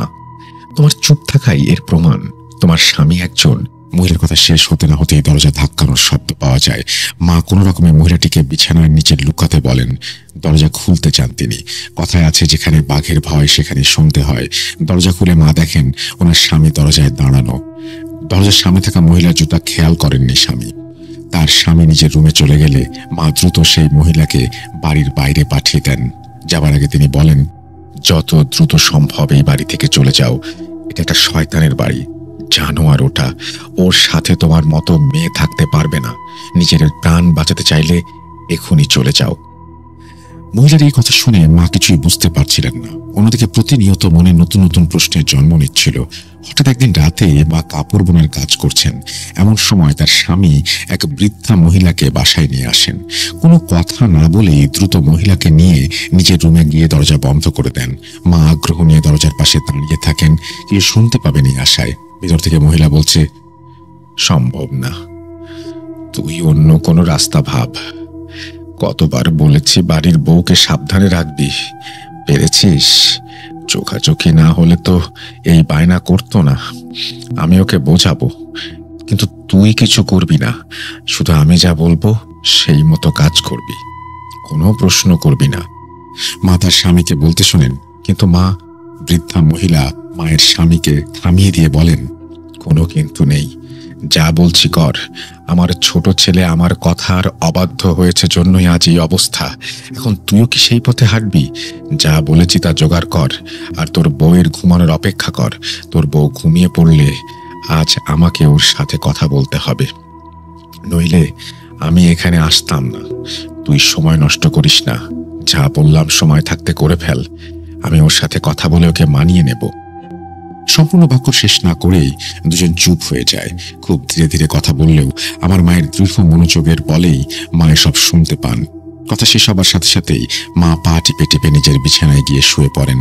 মা বুঝতে পারেন এই মহিলা নিশ্চিত তার শাশুড়ি, কিন্তু তিনি থাকেন কোথায় আর এসব উল্টাপাল্টা কথা কেন বলছেন? আমার মা চোখ বন্ধ করে এসব ভাবছেন। এমন সময় তার স্বামী বের হয়ে তাকে বলেন, খেয়েছো? আচ্ছা শোনো, না খেলে খেয়ে এসো, আর আলো নিভিয়ে শুয়ে পড়ো। সারাদিন অনেক কাজ করতে হয়, আরাম করে ঘুমাও। এই কথা বলে স্বামী চলে যান এবং তিনি জানান তিনি ঘুমাবেন, কেউ যেন তাকে বিরক্ত না করে। মা এসব নিয়ে ভাবতে ভাবতেই ঘুমিয়ে পড়েন। সকালে ঘুম থেকে উঠে মা রীতিমতো চমকে যান। ওনার স্বামী এক অপরিচিত অল্প বয়সী মহিলাকে বাড়ি নিয়ে আসছেন। বাড়িতে এসে মাকে বলেন, এই মহিলা নাকি তার মামাতো বোন। তার মামা মামি নাকি অনেক আগেই মারা গিয়েছেন। মহিলার স্বামী কিছুদিন আগে মারা যাওয়ার মহিলার যাওয়ার কোনো জায়গা নেই আপাতত। মহিলা তাই কিছুদিন এখানেই থাকবেন। তিনি অন্তঃসত্ত্বা। তার স্বামী ওনার যত্নের কোনো ত্রুটি করতে নিষেধ করেন। আমার মা এবারে এসব দেখে মুখ খোলেন। একটা মানুষ ভয় পেতে পেতে আর কত সহ্য করতে পারে? মা বলেন, আপনার পরিবারে কে কে আছে বলুন। আমাকে আপনি আপনার ব্যাপারে কোন কথাটা বলেছেন? আমি আপনার স্ত্রী, কিন্তু আমি আপনাকে চিনি না, জানি না, আপনার সম্পর্কে কিছুই জানি না। আজ আপনি চুপ থাকতে পারবেন না, উত্তর দিন। আজ মায়ের কথা শুনে তার স্বামী রাগ করছেন না। তিনি বললেন, আমি যা করেছি তোমার ভালোর জন্যই করেছি। তোমার ভুলের জন্য আমাকে সব করতে হচ্ছে। আমাকে আমার কাজ করতে দাও। আর কোনো প্রশ্ন করবে না, উত্তর পাবে না জেনেও প্রশ্ন করার কি মানে আছে? এবারেও মাকে চুপ থাকতে হলো। নিজের স্বামীর কথার কাছে এবারেও তার হার স্বীকার করতে হলো। এদিকে মায়ের বিয়ের 2 বছর পার হয়ে যাচ্ছে। সেদিন রাতে খাওয়া দাওয়া শেষ করে মায়ের স্বামী তার বোনকে নিজের রুমে রেখে মায়ের সাথে এসে ঘুমিয়ে যান। সকালে তিনি বের হয়ে যাবার পর সেই অন্তঃসত্ত্বা মহিলার সাথে মায়ের কথা হয়। মা ওনাকে নিজের পরিচয় দিতে বলেন, কিন্তু মহিলা বারবার মায়ের প্রশ্ন এড়িয়ে যান। মহিলার চেহারাতে কেমন যেন ভয়ের ছাপ। মায়ের অনেক জোড়াজুড়িতে মহিলা বলতে শুরু করেন, দিদি, আমার নাম পারুল। আমার স্বামী 2 মাস আগে মারা গিয়েছেন। আমার অবস্থা খুবই খারাপ, পেটে বাচ্চা নিয়ে 2 বেলা 2 মুঠো খেতে পারি না, রাস্তায় রাস্তায় ঘুরি। আপনার স্বামীর সাথে আমার কয়েকদিন আগে রাস্তায় দেখা হয়। তিনি আমাকে বেশ কিছু টাকা দিয়ে বলেন ওনার বাড়িতে ওনার ঘর পরিষ্কার করার কাজ করে দিতে হবে। কিন্তু দিদি, এই অবস্থায় আমি কিভাবে কাজ করব? আমার 9 মাস চলছে। আমাকে তিনি বলেন সন্তান হবার পর থেকেই কাজ শুরু করতে। এর আগে আমাকে নিজের বাড়িতেই থাকতে বলেন, আর কি কি কাজ করতে হবে তা আপনাকে দেখে শিখতে বলেন। আমি খুশি মনেই আমার সন্তানের মুখ চেয়ে রাজি হই দিদি। কিন্তু কাল রাতে ওই রুমে আমি ঘুমাতে পারিনি। রাতে বারবার 2টি সবুজ আর লাল চোখ আমার সামনে ঘুরঘুর করছিল। ভয়ে চিৎকার দেবার ক্ষমতাও হারিয়ে ফেলেছিলাম দিদি। আপনার স্বামী আমাকে এসব বলতে মানা করেছেন, কিন্তু দিদি আমার খুব ভয় করছে। আমি কি করব বুঝতে পারছি না। এই শুনে মা এবারে নড়ে চড়ে বসেন। তিনি এর শেষ দেখার প্রতিজ্ঞা করেন। দুপুরে রান্না বাদ দিয়েই তিনি পাশের গ্রামে নিজের স্বামীর ভাইয়ের বউয়ের সাথে দেখা করেন। যাবার আগে পারুলকে ভালোভাবে দরজা বন্ধ করে দিতে বলেন। সেখানে গিয়ে তার দেবরের দেখা পান। তার দেবর তাকে জানান, আমাদের পরিবার কখনোই তেমন ধনী ছিল না, ছাপোষা মানুষ আমরা, নুন আনতে পান্তা ফুরোয় অবস্থা। আমার ভাইয়ের মধ্যে লোভ নামক বস্তু ছিল, যার সব হয়েছে আমার মায়ের জন্য। একদিন আমার ভাই কোথা থেকে যেন একটি বই সংগ্রহ করে। এরপর থেকে শুরু হয়। এর আগে 2টি বিয়ে করেছে, 2 বইয়ের সন্তানদের দান করে দিয়েছে। দ্বিতীয় বউ তার সন্তানকে দান করার ব্যাপারটা টের পেয়ে যায়। তাই দান করতে বিলম্ব হওয়াতে পিশাচরূপী শয়তান কোনোভাবে তার পায়ের মাংসে কামড় বসিয়েছে। এরপর থেকে পায়ের অবস্থা তো আপনি জানেনই। এসব করেই এত টাকা পয়সার মালিক হয়েছে সে। এখন সে পিশাচ সাধনা করে। ভাইয়ের সব কর্মকাণ্ড লোকমুখে কুসংস্কারের মতো ছড়ায়। সেই সাথে অনেকবার বিয়ে করতে চেয়েও পারেনি। তোমার খোঁজ পেয়ে তাই দ্রুত তোমাকে বিয়ে করে, কিন্তু তোমার বয়স 18 না হলে তোমার সন্তান উৎসর্গের কোনো যোগ্য হবে না। তুমি সাবধানে থেকো। বাকি 2 বউয়ের মধ্যে প্রথমজন পাগল হয়ে গেছে, আর দ্বিতীয়জন কোথায় কেউ জানে না। প্রতি 2 বছর পর পর বাচ্চা দান করতে হয়। এবছর কি করবে তাই নিয়ে হয়তো ভাবছে। মা এসব শুনে বলেন, ভাই এবার আর ভয় পেলে চলবে না, কেননা এসব শুধু আমার জীবনের প্রশ্ন নয়। আমাকে সব জানানোর জন্য ধন্যবাদ, আসি। মা তার স্বামীর ভাইয়ের কথা বিশ্বাস করেন, কেননা তার স্বামীর আচরণ এসবের সত্যতা প্রমাণ করে। বিকেলে বাড়ি ফিরে এসে পারুলকে সব জানান। পারুল এবং মা বুঝতে পারেন পারুলকে কেন এখানে আনা হয়েছে। কথা শেষে 2 রাকাত নফল নামাজ পড়ে তিনি হাতুড়ি দিয়ে নিজের হাতে রুমের দরজা সজোরে আঘাত করে ভেঙে ফেলেন। রুমে প্রবেশ করে মা দেখেন নেকড়ের মতো একটি মূর্তি রুমের মাঝখানে রাখা, আর বিভিন্ন স্থানে নকশা করা। নেকড়ে মূর্তির চোখ 2টি সবুজ হয়ে আছে। মাকে দেখার সাথে সাথে সেই চোখ লাল হয়ে যায়। মা নিজের স্বামীর আসার অপেক্ষা করতে থাকেন। সন্ধ্যায় তার স্বামী এসে সব দেখে বাকরুদ্ধ হয়ে যায়। তিনি বারবার পারুলকে বাইরে নিয়ে যেতে চাচ্ছেন। একবার সফল হন, কিন্তু মা তার পিছু নেন, আর হাতুড়ির আঘাতে নিজের স্বামীর পায়ে লাগানো কাঠের লাকড়িটি ভেঙে দেন। সাথে সাথে তার স্বামী মাটিতে পড়ে যান। দোহাই তোমার, একে ভেতরে নিয়ে যেও না। আমি তো মরবই, সাথে তুমিও বাঁচবে না। অনেক বড় ভুল করতে যাচ্ছ তুমি, আমার কথা শোনো। মা বলেন, আপনি আপনার পিশাচ পূজা করেন। আমি আপনার ভাইয়ের কাছ থেকে সব শুনেছি। ওই সবুজ চোখ আমি চিনে নিয়েছি। আপনি পারুল আর ওর পেটের বাচ্চার জন্য এ সমস্ত কিছু করছেন, তাই না? একথা শুনে স্বামী বলেন, হ্যাঁ, আমি পিশাচ পূজা করি। এই পিশাচই আমাকে ধন সম্পত্তি দিয়েছে, আর সে আমার সাথেই থাকে। সেদিন রাতে তোমাকে দেখে ফেলেছিল, তারপর থেকে তোমার গর্ভের সন্তানের দিকে লোভ, কিন্তু তোমার বয়স কম, তুমি আমাকে সন্তান দিতে পারবে না। মা পারুলকে নিয়ে ঘরের ভেতরে চলে আসেন। রাত হতে না হতেই ঘরের আশেপাশে মায়ের স্বামীর আত্মচিৎকারে বাতাস ভারী হয়ে ওঠে, এবং সে সাথে অনেক পশুর গর্জন। গভীর রাতে জন্ম হয় কাজলের। হ্যাঁ, সেই কাজলের, যার 2 জন মা, পারুল এবং মার্জিয়া মায়ের হাতেই জন্ম হয় আমার জন্মের পর আমার মা জ্ঞান হারান। জ্ঞান ফিরে এলে তিনি দেখেন সকাল হয়ে গেছে। মার্জিয়া মা বাড়ির সদর দরজার সামনে রক্তাক্ত অবস্থায় বসে আছেন, আর তার হাতে সেই হাতুড়ি। মার্জিয়া মায়ের কোলে ছিলাম আমি। আমার মা মার্জিয়া মাকে দেখে ভাবেন তিনি হয়তো বেঁচে নেই, কিন্তু মার্জিয়া মা বলেন, পারুল, আমি পিশাচকে আঘাত করেছি কিন্তু মারতে পারিনি। এই মূর্তি ভেঙে ফেলতে চেয়েছিলাম, কিন্তু আমার স্বামী মারা যাওয়ার আগে আমাকে বলেছে পিশাচ এই মূর্তির দাস, এটা ভেঙে ফেললে সে মুক্ত হয়ে যাবে। সারা রাত ভেবে ভেবে সিদ্ধান্ত নিয়েছি এই মূর্তির দায়িত্ব আজ থেকে আমার। আমি এটা নিয়ে দূরে কোথাও চলে যাব। ওই সামনে দেখো একটা গভীর কুয়া, সেখানেই পিশাচ আমার স্বামীকে নিয়ে গিয়েছিল। তার সাদা পাঞ্জাবি রক্তে ভেজা। আমি এই পিশাচকে আর কারো ক্ষতি করতে দেব না। মার্জিয়া মা, আমার জন্মদাত্রী, মায়ের হাতে চিঠি দিয়ে তাকে সেখান থেকে পাঠিয়ে দেন। মা সেই চিঠি নিয়ে মার্জিয়া মায়ের বলা ঠিকানায় গিয়ে দেখেন এটা মার্জিয়া মায়ের বাবার দোকান। চিঠিতে কি লেখা ছিল তা আমার মা কখনো জানতে চাননি, কিন্তু এরপর থেকে আমি নিজের নানু হিসেবে যাকে চিনেছি তিনি আসলে আমার আপন নানু ছিলেন না, তিনি মার্জিয়া মায়ের বাবা। আমার বাবাও আমার জন্মদাতা পিতা নন। আমার নানু অর্থাৎ মার্জিয়া মায়ের বাবা আমার মায়ের বিয়ে দেন। মার্জিয়া মা নিজের পুরো পরিবারটাই আমাদেরকে দিয়ে দিয়েছেন। তিনি কোথায় আছেন, বেঁচে আছেন কিনা আমি জানি না, আমি তাকে কখনো দেখিনি, কিন্তু আজ আমি বেঁচে আছি শুধুমাত্র তার জন্যই। আমার মা তো কিছুদিন আগে মারাই গিয়েছেন, কিন্তু তিনিও যতদিন বেঁচে ছিলেন তার কারণও ছিল মার্জিয়া। এখন আমাকে কেউ যদি জিজ্ঞেস করে আমি বলি আমার মা দুজন, একজন আমার জন্মদাত্রী মা আর একজন আমার জীবনদাত্রী মার্জিয়া মা।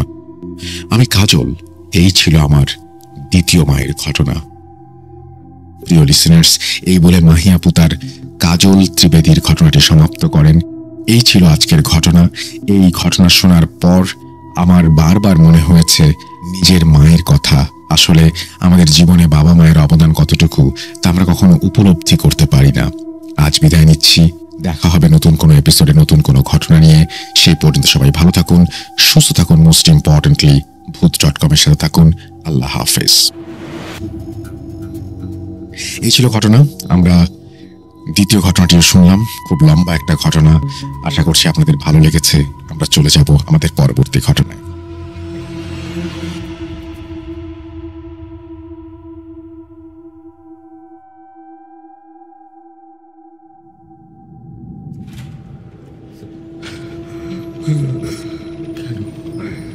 কেন তুমি আসো?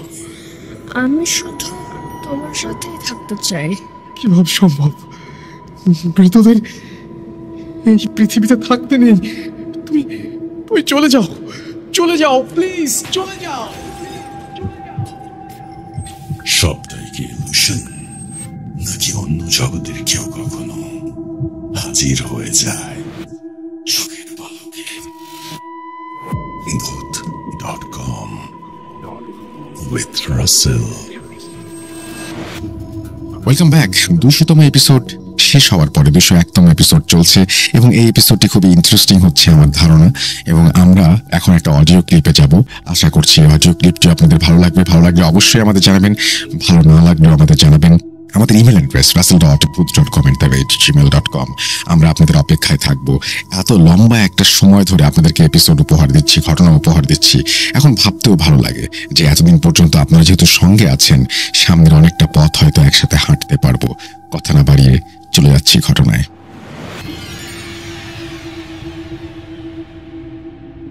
আসসালামু আলাইকুম রাসেল ভাই, এবং সকল লিসেনারকেও জানাই আমার সালাম। আসসালামু আলাইকুম রাসেল ভাই। জানি আপনি সবসময় ভালো দলেই থাকেন, তবু একটা মানুষ সবসময় ভালো থাকতে পারে না, ভালো মন্দ মিলিয়ে থাকে। আল্লাহর কাছে দোয়া করি যাতে আপনি সবসময় ভালো থাকেন। আমি রাকিব সায়েম বলছি নারায়ণগঞ্জ থেকে। রাসেল ভাই, আমি সেই 2010 থেকে আপনার ভূত FM শুনে আসছি, মানে শুরুর দিক থেকেই। এখন ভূত.com শুনছি। আসলে আপনার এই শো শোনা ছাড়া রাতে আমার ঘুমিয়ে আসে না। এত বছরে কখনো আপনাকে ঘটনা পাঠানো হয়নি বা সুযোগ মিলেনি, বা বলতে পারেন সাহস করতে পারিনি।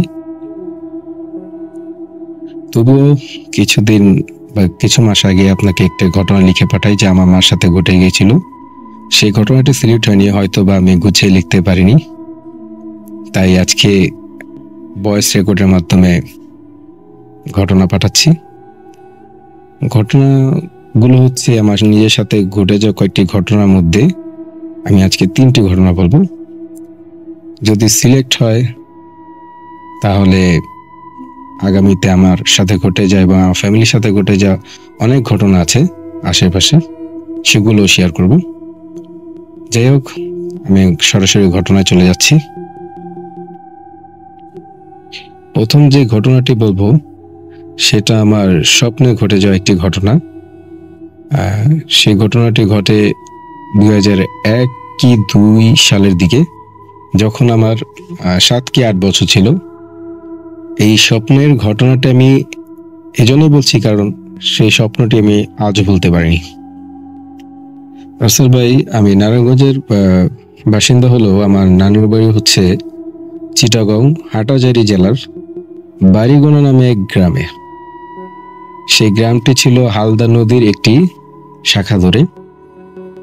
তো আগে প্রত্যেক বছরই আমার আব্বু আমাদের নিয়ে যেত নানুর বাসায়, প্রায় 1 মাস থাকতাম সেখানে। 2001 সাল কি 2 সালের দিকে আব্বু আমাদের নানি বাসা নিয়ে যায়। তখন আমাদের বাড়িগোনা ছিল প্রত্যন্ত একটি গ্রাম, মানে পুরো গ্রাম।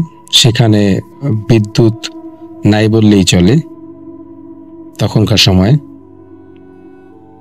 তাই এই বিদ্যুৎ না থাকার কারণে সন্ধ্যা হলেই সবাই ঘুমিয়ে যেত ওই গ্রামে। আমরাও সন্ধ্যা হলে কে খাওয়া দাওয়া করে কিছুক্ষণ গল্প গুজব করে ঘুমিয়ে যেতাম। রাসেল ভাই, আমি আমার নানির বাসায় একটু বর্ণনা দিই। নানির বাসাটা ছিল হালদা নদীর একবারে পার ঘেঁষে, মানে নানুর বাসার সামনেই ছিল নদী। বাসাটি ছিল প্রথমে বারান্দা, তারপর থাকার রুম বা বেডরুম যেখানে আমরা থাকতাম। তার পিছনে একটা খালি জায়গা উঠানের মতো, তার পিছনে বাথরুম এবং বাথরুমের মাঝে হচ্ছে টয়লেট। রাসেল ভাই, যখন নানি বাসায় যেতাম তখন খুব দুষ্টুমি করতাম আমি আর মেজো ভাই। মার কথা শুনতাম না, তাই মাঝে মধ্যে শাসন করতাম আমাদের। তো এক সন্ধ্যায় আমরা খাওয়া দাওয়া করে ঘুমিয়ে যাই। আমরা আসলে রাসেল ভাই নানু বাসায় ঘুমাতাম হলো ফ্লোর করে, কারণ তখন নানু বাসায় কেউ থাকতো না। আমরাই মাঝে মাঝে যেতাম, মানে বছরে একবার যে যেতাম তখনই নানুর বাসা খোলা হতো, বাকিটা সময় কেউ থাকতো না। আর সেখানে তাই খাট বা চোখের কোনো ব্যবস্থা ছিল না। আমরা গেলে ফ্লোর করে একসাথে সবাই ঘুমাতাম।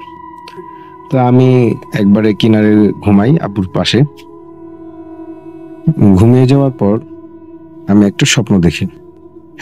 স্বপ্নটা হচ্ছে এরকম যে আমি কোনো কারণে মা আমাকে অনেক শাসন করে রাত্রিবেলা। তা আমি কি করি, রাগ করে বাইরে যে পিছনে উঠোনের জায়গাটা আছে সেই উঠোনের জায়গাতে খড়কুটোর একটা স্তূপে গিয়ে শুয়ে পড়ি। রাসেল ভাই, আপনি জানেন বা লিসেনাররা অনেকেই জানবেন যে গ্রামে ধান কাটার পর যে খড়গুলো থাকে সেগুলো একটা বড় স্তূপ তৈরি করে। এখন করে কিনা যায় না, অনেক বছর হবে গ্রামে যাই না। স্তূপ তৈরি করে, মাঝখানে একটা বাঁশ দেওয়া থাকে, তার উপর একটা ডিবি রাখা হয়। তো আমি সেই স্তূপের উপরে শুয়ে পড়ি। মানে স্বপ্নে আমি দেখছি মার সাথে রাগ করে আমি রাত্রে ওই স্তূপে ঘুমিয়ে যাই আর কি। এরপরে দেখি যে ভাজ্যের পাশ দিয়ে কে যেন আসছে, বলছে গম্ভীর ভাষায় রাখি। তখন আমি যে খড়কুটায় শুয়েছিলাম উঠে পড়লাম, উঠে অপলক দৃষ্টিতে সেখানে তাকিয়ে থাকলাম। দেখলাম একটি লোক আসছে যার সারা শরীর চাদর দিয়ে ঢাকা ছিল। মানে চাদরটা এরকম ভাবে ছিল যে 2 হাত দিয়ে পেঁচিয়ে রাখলে যেরকম হয় না, যেমন পাখির ডানা দুটো যদি দুইটি ডানা যখন মুখের সামনে এসে ধরে যেরকম আবর্তন করে রাখতে পারে বা আবর্তন করে, তেমন ভাবেই ওই লোকটি চাদর দিয়ে তার সারা শরীর ঢেকে রেখেছে বা আবর্তন করে রেখেছে। সেইভাবেই সামনে আস্তে আস্তে আসতে লাগলো, আর আমি স্বপ্নের মধ্যে ভয় পেতে লাগলাম। তখন ওই লোকটা যখন সামনে আসলো আস্তে আস্তে, সামনে আসতেছিল যখন, আমিও সেই লোকটা দিকে তাকিয়েছিলাম। তো সামনে আসার পর এমন হলো যে সে দুই হাত দিয়ে যে চাদর দিয়ে তার সারা শরীর বা মুখ ঢেকে রেখেছিল না, সে আস্তে আস্তে তার হাতটা সরাতে লাগলো চাদর সহ, আর তার মুখটি স্পষ্ট হতে লাগলো আমার সামনে। যখন তার মুখ দেখলাম তখন আমি আরো ভয় পেয়ে গেলাম। এতটা ভয় পেয়ে গেলাম যে যা বলে বুঝাতে পারবো না। সেই মুখটি আমার চোখে এখনো ভাসছে, যে কারণে সেই স্বপ্নটি আমি আজও ভুলতে পারিনি। এখনো আমার সেই স্বপ্নের কথা মনে পড়ে। সেই মুখটি ছিল অনেক বিভৎস এবং সে চাদরটি সরিয়ে হাসতে লাগলো। এর কয়েক সেকেন্ডের মধ্যেই এমন হলো যে মানে বাস্তবের দিকে যে আমি কথা বলতে পারছি না, আমি নড়াচড়াও করতে পারছি না। এরকম মনে হচ্ছিল যে কেউ আমাকে জোর করে বেঁধে রাখছে এবং আমার মুখ চেপে ধরেছে। পাশে আমার আব্বু শোয়া ছিল, আমি তাকেও ধরতে পারছি না। মানে আমি ঘুমের থেকে তখন মনে হচ্ছে যে আমি সজাগ হয়ে গেছি, কিন্তু আমি নড়াচড়া করতে পারছি না। কিন্তু যখন হঠাৎ আব্বুর হাতটি আমার শরীরে পড়লো, তখন আমি যেমন দম ছাড়তে পারলাম এবং কথা বলতে পারলাম, নড়াচড়া করতে পারলাম। তখন আব্বু বলে জোরে চিৎকার দিয়ে আব্বুকে জড়িয়ে ধরলাম। সে বলল কি হয়েছে? তখন আমি কিছু বলতে পারিনি। আব্বু আমাকে বললো যে আচ্ছা ঠিক আছে, ঘুমায় পড়ো, খারাপ স্বপ্ন দেখছো হয়তো। তারপরে আমি বুঝতে পারলাম বড় হয়ে যে এটাকে বোবায় ধরা বলে। তো সেই প্রথমেই ঘুমের ভেতরে আমাকে বোবায় ধরেছিল এবং আজ পর্যন্ত আর এরকম কোনো স্বপ্ন হয় দেখিনি, আর আমার বোবায় ধরেনি। সেই কারণে এই স্বপ্নটি আমার এখনো মনে পড়ে এবং মনে পড়লে এখনো ভয় লাগে। আর আমি হয়তো মনে করি যে আমি সেই বোবা জিনকে দেখেছি, যাকে দেখা মাত্র আমার প্যারালাইসিসের মতো অবস্থা হয়েছিল। দ্বিতীয় যে ঘটনাটি আমার সাথে ঘটে সেটা হচ্ছে 2009 সালে নারায়ণগঞ্জে, আমার পাইকপাড়া এলাকায়, আমার বাসার এখানে। তো ঘটনাটা হচ্ছে এবং যে যখন 2009 হয় তখন আমি ক্লাস 9-এ পড়তাম। তখনকার সময় আমার মধ্যে একটা কিউরিওসিটি তৈরি হয়, বা বলতে পারেন এর 1 বছর আগে বা 2 বছর আগে থেকে আমার ভেতর থেকে ভূতের ভয়টা আগে চলে যায়। একটা কিউরিওসিটি হয় যে আমি ভূত বা জিন দেখব। মানে আমি তো মুসলমান হিসেবে তো এটাই বিশ্বাস করতো যে জিন বলতে কিছু আছে, প্যারানরমাল কোনো ঘটনা ঘটে। তো সেই সময়টায় আমাদের এরকম কিউরিওসিটি থাকতো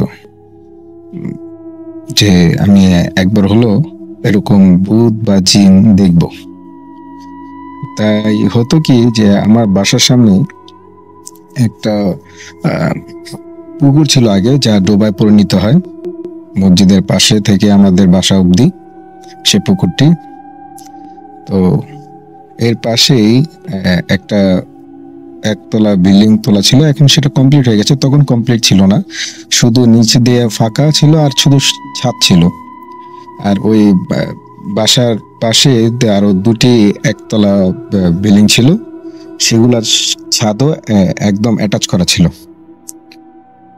আর যে ছাদটা খালি ছিল, মানে পাশে যে 2 বিল্ডিং ছিল সেটা তো কমপ্লিট ছিল, একতলা বিল্ডিং, কিন্তু যে বিল্ডিংটাতে আমি কথা বলছি সেটা কমপ্লিট ছিল না, মাঝখানে ফাঁকা ছিল। এর পশ্চিম সাইডে, মানে পশ্চিম দক্ষিণ সাইড দিয়ে ডোবার জায়গাটা ছিল, ফাঁকা ছিল, আর একটা ডুমুর গাছ ছিল। তো রাসেল ভাই, আপনি তো জানেনই যে 2009 সালের সময় বা অনেক লোডশেডিং হতো গরমের কালে। কারেন্ট চলে গেলে আসার আর সম্ভাবনা থাকতো না। তো আমরা যারা বন্ধু ছিলাম বা বাসার ভাই ব্রাদার ছিলাম, তারা ওই ছাদে আড্ডা মারতাম। কিন্তু বেশিরভাগ সময় 12টার পর আর ওইখানে কেউ আড্ডা মারতো না। কিন্তু যখনই কারেন্ট যেত, 12টা হোক, 1টা হোক, 2টা হোক, আমি ওই ছাদে উঠতাম। আমার কাছে একটা মোবাইল ছিল তখন, চায়না মোবাইল, সেটা লাউডে গান বাজিয়ে আমি পায়চারি করতাম সবসময় ছাদে, আর চিন্তা করতাম যদি কিছু দেখি প্যারানর্মাল কিছু, এরকম একটা কিউরিওসিটি ছিল। এরকমই একটা রাত ছিল যখন কারেন্ট চলে যায় 1টা-1:30টার দিকে। তা আমি বাসা থেকে বেরিয়ে এসে ছাদে উঠে যাই। তো ছাদে উঠে আমি একাই পায়চারা করতে থাকি গান বাজিয়ে। তো ওই ছাদের পাশে আরেকটা যে বিল্ডিং ছিল সেটা হচ্ছে পশ্চিম উত্তর দিকে বিল্ডিংটা। ওই বিল্ডিং এর পিছনে একটা জাম গাছ ছিল আর একটা কুড়ে গাছ ছিল। সেটা নিয়েও একটা ঘটনা আছে যে কুড়ে গাছে একটা জিন ছিল, আমার এক চাচাকে জিনে ধরেছিল এই কুড়ে গাছ থেকে। সেই কুড়ে গাছটা কাটা হয়ে যায়, কিন্তু এই গাছটা, জাম গাছটা তখন রয়ে গিয়েছিল। এখন জাম গাছটা নেই, যেহেতু কালের বিবর্তনে অনেক কিছু ভেঙে আধুনিকভাবে জায়গা ভরাট করে বা গাছ কেটে বাসা বাড়ি তৈরি করা হচ্ছে এখন তেমনই, কিন্তু আগে ওই জায়গাটা একটা জাম গাছ ছিল। ওই জাম গাছের কোন সাইডেই মানে ছাদের উপর একটা হাউস ছিল। তো অন্ধকারের ভিতরে আমার মনে হলো যে ওই হাউসের পাশে থেকে কে যেন আমার দিকে তাকিয়ে আছে। আমি সরাসরি সেদিকে তাকালাম না, আমি যেহেতু পায়চারা করছি ছাদের এই পাশ থেকে ওই পাশ, মানে উত্তর থেকে দক্ষিণ, দক্ষিণ থেকে উত্তর দিকে পায়চারা করছে, আর সিঁড়িটা ছিল উত্তর দিকে। আমি আর চোখে দেখতে লাগলাম যে হ্যাঁ, কিছু একটা আমার দিকে তাকিয়ে আছে, সেটা চোখগুলি অস্বাভাবিক ভাবে বড়। আমি এটা লক্ষ্য করার পর অনেকটা ঘাবড়ে যাই।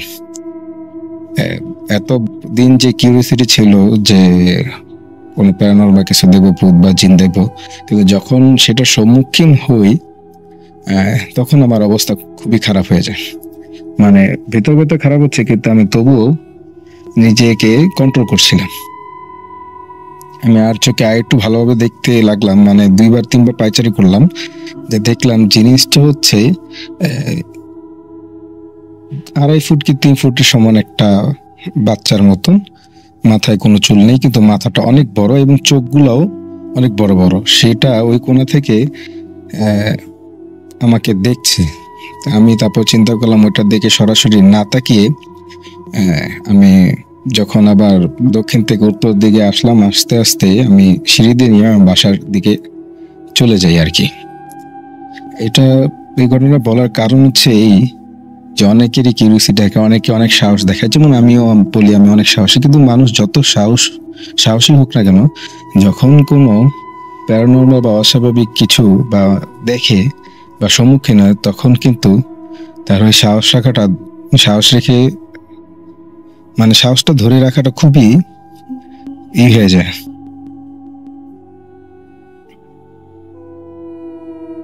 কঠিন হয়ে যায়। দ্বিতীয় যে ঘটনাটি আমি বলবো, সেই ঘটনাটি হচ্ছে আমার জীবনের এই পর্যন্ত ঘটে যাওয়া সবচাইতে ভয়ানক ঘটনা প্যারানর্মাল দিক দিয়ে। ঘটনাটি ঘটেছে আমার নানুর বাসার সেই বাড়িগোনা নামক গ্রামে। তো সালটা ছিল 2014।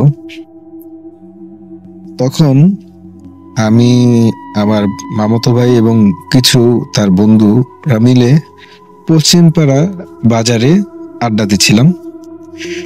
অবশ্য বাসা থেকে সন্ধ্যার দিকে বেরিয়েছিলাম মামাতো ভাইয়ের সাথে। মামাতো ভাইয়ের নামটি হচ্ছে নাসির। আগে তারা সাম্পান ছিল তাদের, কিন্তু সাম্পানের কোস্ট এবং নদীতে করার কারণে তারা তখন সিএনজি চালাতো আর কি। মদিনাঘাট থেকে বাড়িগোনা, পশ্চিমপাড়া, পুটপাড়া পর্যন্ত তারা সিএনজি সার্ভিস দিয়ে থাকতো মানুষ যাতায়াতের জন্য। তো তার সিএনজি করে ঘুরতাম বা ঘুরতে বেরিয়েছিলাম সন্ধ্যা দিকে। তো আড্ডা দিতে দিতে রাত 12টা বেজে যায়। তখনকার সময়ে বাড়িগোনা গ্রামে অনেকটা ইলেকট্রিসিটি এসেছিল, কিন্তু রাস্তার দিকে লাইট থাকতো না আর কি। বাসায় বাসায় ইলেকট্রিসিটি ছিল, কিন্তু ওই যে আছে না যে 100 পাওয়ার 60 পাওয়ারের বাল্ব, এগুলো ইউজ করা হতো বাসা বাড়িতে, এবং তা খুবই সামান্য আলো হতো, মানে বেশি লাইট ইউজ করতো না কোনো বাসায়। আর রাস্তাতে তো লাইট ইউজ করতোই না। ওই কোনো দোকান যদি খোলা থাকতো সেই আলোতেই চলতো তার তা গ্রামের মানুষটা টর্চ দিয়ে চলাফেরা করতো, টর্চ লাইট দিয়ে। যাই হোক, আমি ঘটনাতে আবার ফিরে আসি। তো আমরা বাজারে, পশ্চিমপাড়া বাজারে আড্ডা দিচ্ছিলাম, রাত 12টা বেজে যায়, সবগুলো দোকানপাট বন্ধ, শুধু একটা দোকান খোলা যেটাতে আমরা আড্ডা দিচ্ছিলাম আর কি। কারণ গ্রামের বাজার 8টার দিকেই বেশিরভাগ দোকান বন্ধ হয়ে যায়, আর যেগুলা কয়েকটা খোলা থাকে ফার্মেসি বা কয়েকটা দোকান, সেগুলা খুব বড় জোর 10টা পর্যন্ত খোলা থাকে। কিন্তু আমাদের যে দোকানটা সেটা 12টা পর্যন্ত খোলা রাখার কারণ হচ্ছে যে সেই দোকানটা ছিল আমাদের পরিচিত, এবং আমরা সবাই মিলে আড্ডা দিচ্ছিলাম বিদায় দোকানটি 12টা পর্যন্ত খোলা রাখি। তো আড্ডা দেওয়া শেষ হলে নাসির ভাই আমাকে বলে যে পশ্চিমপাড়ার আরেকটু দূরে, মানে আরো 10 মিনিটের পথ পশ্চিমপাড়া পার হয়ে কাউলি হচ্ছে, তো কাউলি দেখতে যাব কিনা। গ্রামে গেলে প্রায় সময় কাউলি শোনা হয়, কাউলি আসরে যাওয়া হয়, কিন্তু তখন আমার মনে চাইলো না আর কি যে আমি কাউলিতে যাবো। আমি বললাম যে না ভাইয়া, আমি যাবো না, তোমরা যাও। তারপর বললো যে রাত তো অনেক হয়ে গেছে, বাসায় যাবি এত দূর, একা যেতে পারবি কিনা। আমি বলছি না, একা যেতে পারবো, কোনো সমস্যা হবে না। না, আমার কাছে সিএনজি আছে, আমি তারে দিয়ে আসি। কিন্তু আমাকে দিতে গেলে দেখা যেতেছে আর ওদিকে 4-5 জন দাঁড়ানো আছে, তাদেরকে নিয়ে তো আর কাউলি দেখতে যেতে পারবে না। আমি মানে কয়েকজন এখানে দাঁড়িয়ে থাকতে হবে। তো আমি বললাম যে না, লেট করার দরকার নেই, তোমরা সবাই মিলে কাউলি দেখতে যাও, আমি একা যেতে পারবো, কোনো অসুবিধা নেই। আর তখন আমার স্মোক করার ছিল, হ্যাবিট ছিল। তো আমি থেকে দোকান থেকে 2টা সিগারেট নিয়ে নিই, যাওয়ার পথে স্মোক করতে করতে যাব ভেবে নিলাম। আসলে পশ্চিমপাড়া থেকে আমার নানির বাসা নদীর পাড় দিয়ে যদি তাকাই তাহলে দেখা যায়, যেহেতু নদীর পাড়ে আমার নানির বাসাটা, তো দেখা যেত। কিন্তু এটা এই মানে হেঁটে যাওয়ার পথ ছিল মিনিমাম 1 থেকে 1.5 মাইল, মানে 1 থেকে 1.5 মাইল দূরত্ব হচ্ছে আমার নানির বাসা থেকে পশ্চিমপাড়ার সেই বাজারটা। মাঝখানে কোনো দোকান নেই, কিন্তু যে আমার নানুর বাসা ঢুকতে যাওয়ার আগে গোরস্থান দিয়ে যেতে হয়। এর আগে একটি দোকান আছে আমার আরেক মামার, মানে হাতে গোনা আর 2টি দোকান পরের ওঠে, তাও আবার আমার নানুর বাসার কাছাকাছি। কারণ তখন সেখানকারটা একটু ঘনবসতি, কিন্তু এই বাজারের আগ পর্যন্ত কোনো বাসা বাড়ি নেই, সবগুলো হচ্ছে চাষের জমি। আর এক পাশে এলো নদী, আর এক পাশে হচ্ছে বিল, মানে চাষের জমি।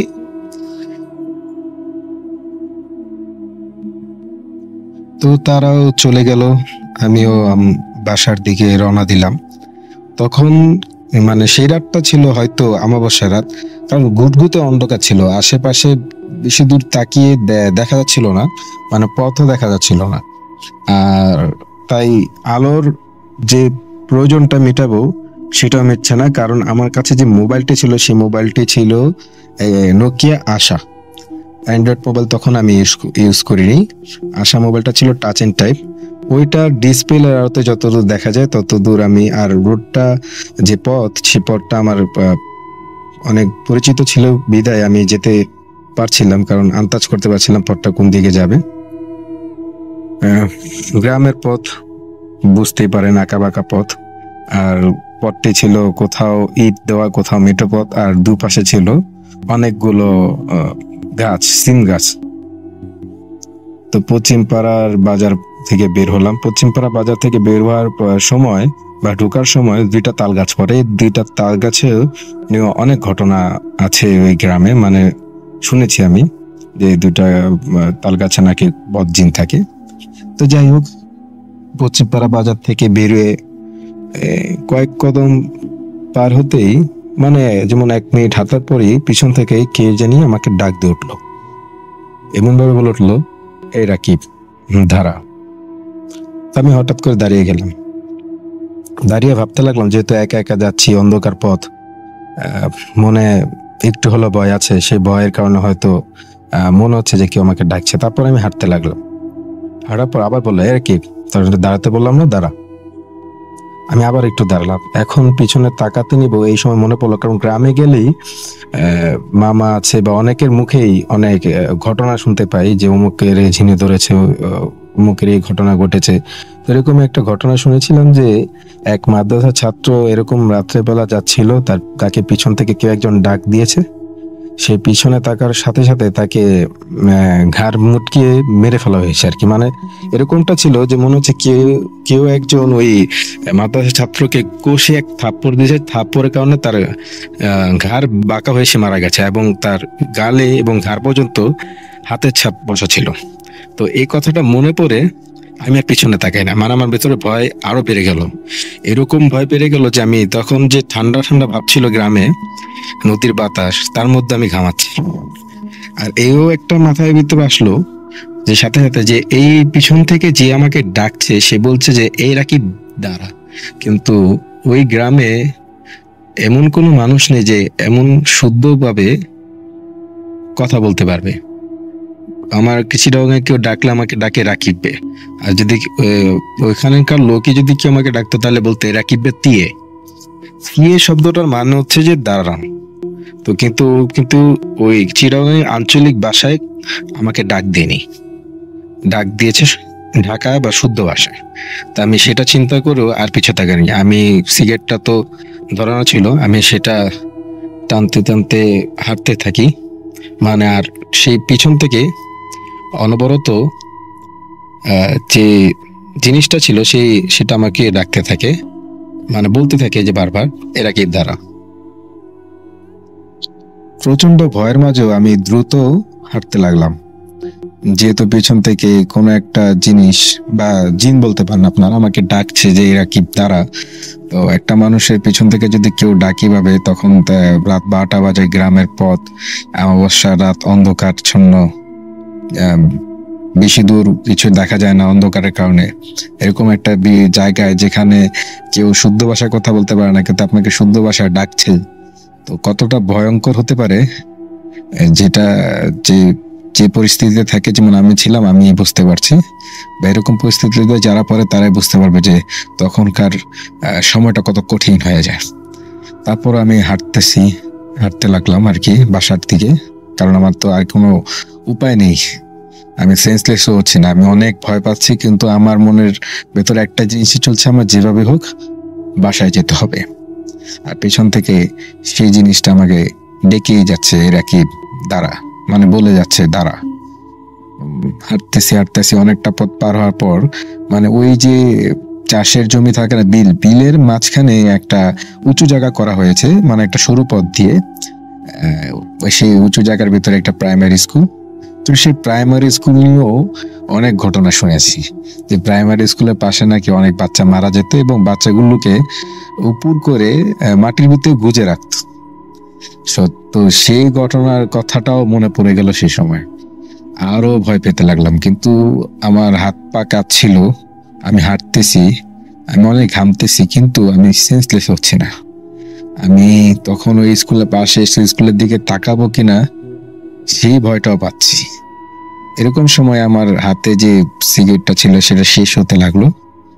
তো শেষ হয়ে যাওয়ার সময় আমি চিন্তা করলাম আরেকটা সিগারেট এর সাথে সাথে ধরাবো। তো ওই সিগারেটটা শেষ হওয়ার আগে একটা সিগারেট ধরাচ্ছি, এরকম পরে আমি বুঝতে পারলাম যে সিগারেটটা আমি উল্টো ধরে ফেলেছি, যে কারণে সিগারেটটা নষ্ট হয়ে যায়, আমি এটা ফালাই দিই। এবং আমি এতক্ষণ একটা সাহস নিয়ে চলছিলাম যে আমার হাতে সিগারেট ছিল, আগুন আছে, আমাকে কিছু করতে পারবে না, এরকমটা শ্বাস। মানে অনেক সময় শুনি, অনেকের কাছে শুনি যে আগুন দেখলে জিনেরা ভূতেরা কিছু করতে পারে না। আসলে এটা কতটা বাস্তব আমি এখনো জানি না, কিন্তু একটা মানুষের আশা ভরসা থাকে না, মানুষের আশাই হচ্ছে সবকিছু, ভরসাই হচ্ছে সবকিছু। সেই ভরসার কারণেই আমি এত দূর হেঁটে আসছি। এখন তো সেই জিনিসটাও নাই আমার কাছে। আমি বাসার কাছাকাছি চলে আসছি অনেকটা। যে মামার বললাম না একটা মামার দোকান আছে, সেই দোকানের কাছাকাছি, দোকানটা বন্ধ, অন্ধকার। কিন্তু এখন আরেকটা ভয়ঙ্কর হলো যে আমার গোরস্থানের পাশ দিয়ে যেতে হবে, মানে নদীর পাশে কবরস্থানের পাশে একটা সরু রাস্তা পার হয়ে একটা সাঁকো পার হতে হবে। সাঁকোটা হচ্ছে এই যে আমাদের নানু বাসার পাশে একটা পুকুর খনন করেছে, সেটা হচ্ছে হলো একটা করা হয়েছে নদীর সাথে লিঙ্ক করা। যখন জোয়ার আসে তখন পুকুরটা ভরে, যখন বাটায় যায় তখন পুকুরটা খালি হয়ে যায়। তো এটার উপর সাঁকো দিয়ে যেতে হবে।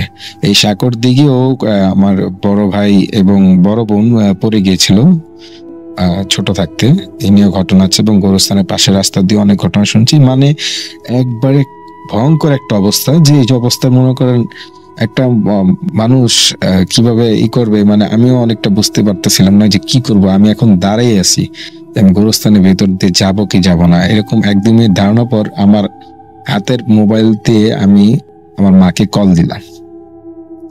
কল দেওয়ার সাথে সাথে মার ঝাড়ি খেলাম।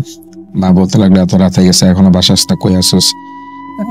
তা আমি বললাম যে মা, আমার পিছন থেকে কে জানি ডাকতেছে, আমি পশ্চিম পাড়া বাজার থেকে আসছি, মানে আসতেছিলাম পশ্চিম পাড়া থেকে কে জানি পিছনে থেকে অনবরত বলে যেতেছে রাকিব ধারা। আমি যে মার সাথে ফোনে কথা বলতেছি তখন ওই পিছনে জিনিসটা বলতেছে এ রাকিব পিছনে তাকা, যেহেতু আমি দাঁড়াইছিলাম তখন আমি তো তাকাচ্ছি না। তারপর হলো মা বলতেছে তৎক্ষণে তুই বাবা বাসায় আসিস না গোরস্থান দিয়া, তুই একটু সামনে তোর ফরাই মামার বাসায় চলে যা। ফরাই মামা হচ্ছে সেই যে নাসির ভাই আছে না, নাসির ভাইয়ের বাবা। তো ফরাই মামার বাসা হচ্ছিল গোরস্থানের বাম সাইডের পর দিয়ে আর একটু সামনে 1 মিনিট সামনে এগুলো রাস্তার পাশে একটা পুকুর, পুকুরের পরই তার বাসা। মানে ওই গ্রামে হয় কি যে সবার বাসায় একটা করে পুকুর থাকে, আমার নানির বাসা হোক বা আশেপাশে যতগুলা বাড়িঘর আছে তাদের বাসার সামনে একটা করে পুকুর থাকে। তো আমি যে মার কথা শুনে আমিও ফরাই মামার বাসার দিকে রওনা দিতে রাখলাম, এবং ফরাই মামার মোবাইলে ডায়াল করলাম, করে বললাম যে মামা আমি তোমার বাসায় আসতেছি।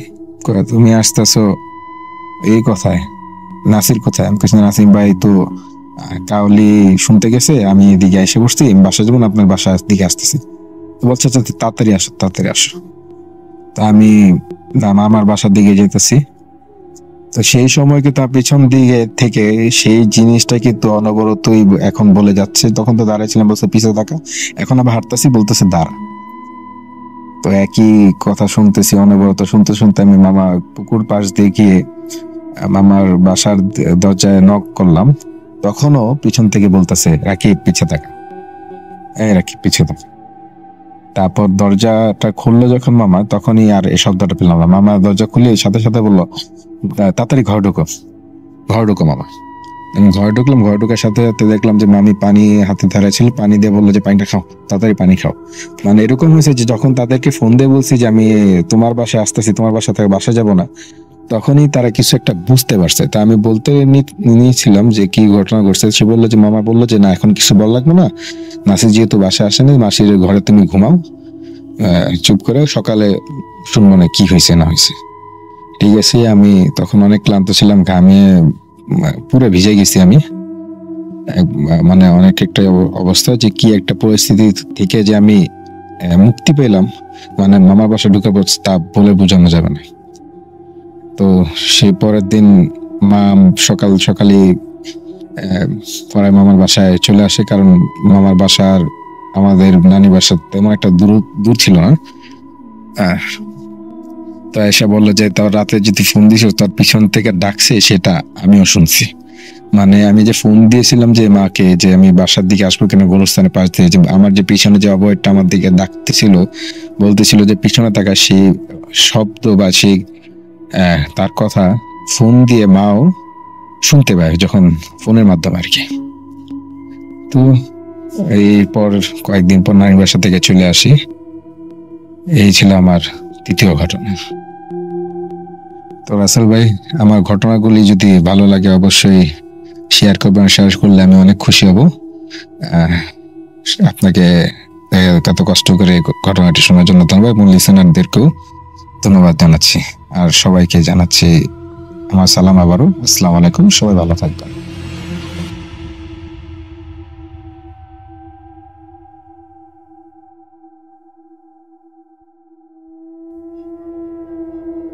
Spirit, be here with me.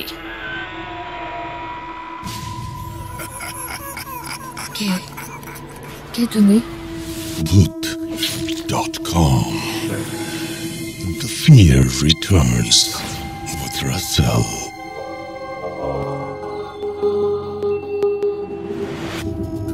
Welcome back. আমি রাসেল আছি, সাথে আপনারা শুনছেন ভূত.com, আর 201তম এপিসোড চলছে আজকে। এবং এই এপিসোডে আমরা সাবিত সিফাতের ঘটনা ছাড়াও আরো একটা অডিও ক্লিপ প্লে করেছি একটু আগে। এখন আমরা দ্বিতীয় অডিও ক্লিপে যাব। আশা করছি এই অডিও ক্লিপটি আপনাদের ভালো লাগবে।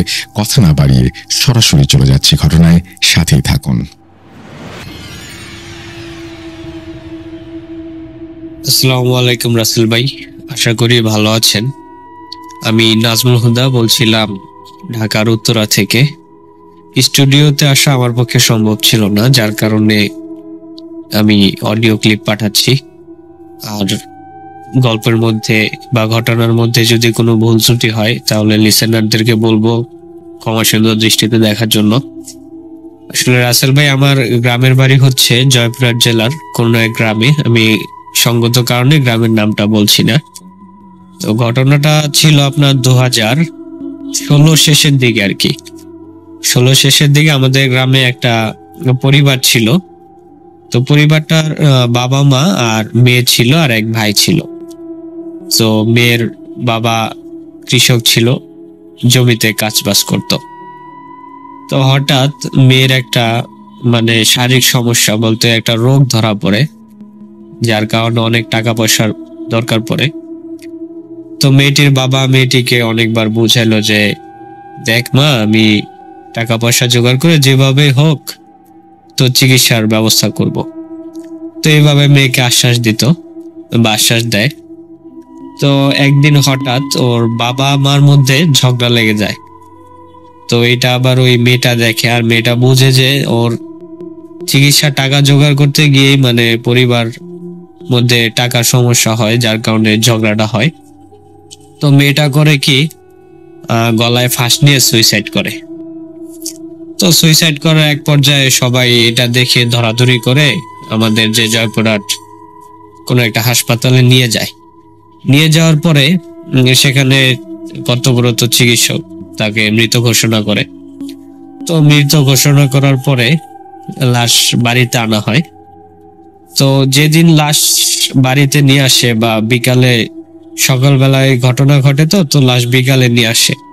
তো বিকালে নিয়ে আসার পরে সন্ধ্যার সময় আর কি লাশ গোসল করানোর পরে সবকিছু শেষ করে জানাজা পড়ানো হয়। জানাজা পড়িয়ে রাতে কবর দেওয়া হয়। তো বিষয়টা হচ্ছে রাসেল ভাই এরকম যে কবরটা দেওয়া হয়, যে কবরস্থানটা ছিল একদম নির্জন জায়গা, চারপাশে হচ্ছে গাছগাছালি, বাঁশঝাড়, ওইখানে কবরটা দেওয়া হয়। আর যেদিন কবর দেওয়া হয় সেদিন ছিল বেসিক্যালি শনিবার।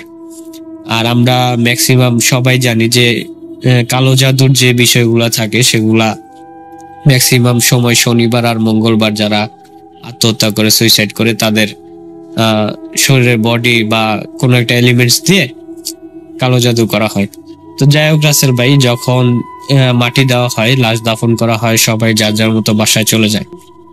পরের দিন সকালে দেখা যায় যে কবর খোঁড়া, লাশ কবরের উপরে উঠানো, কিন্তু লাশের গায়ে মাথা নাই। মাথা কে বা কারা কেটে নিয়ে গেছে, আর লাশ উপরে উঠানো। তো এটা দেখে এলাকাবাসীর ভিতরে অনেক আতঙ্ক সৃষ্টি হয়, ভয় সৃষ্টি হয় যে লাশ এরকম উপরে উঠানো, লাশের আবার মাথা নাই। তো যাই হোক, এভাবে এলাকাবাসী আবার কি করলো, লাশটাকে পুনরায় আবার মাটি চাপা দিয়ে দেয়, সে কবরের ভিতরে ফেলে মাটি চাপা দিয়ে দেয়।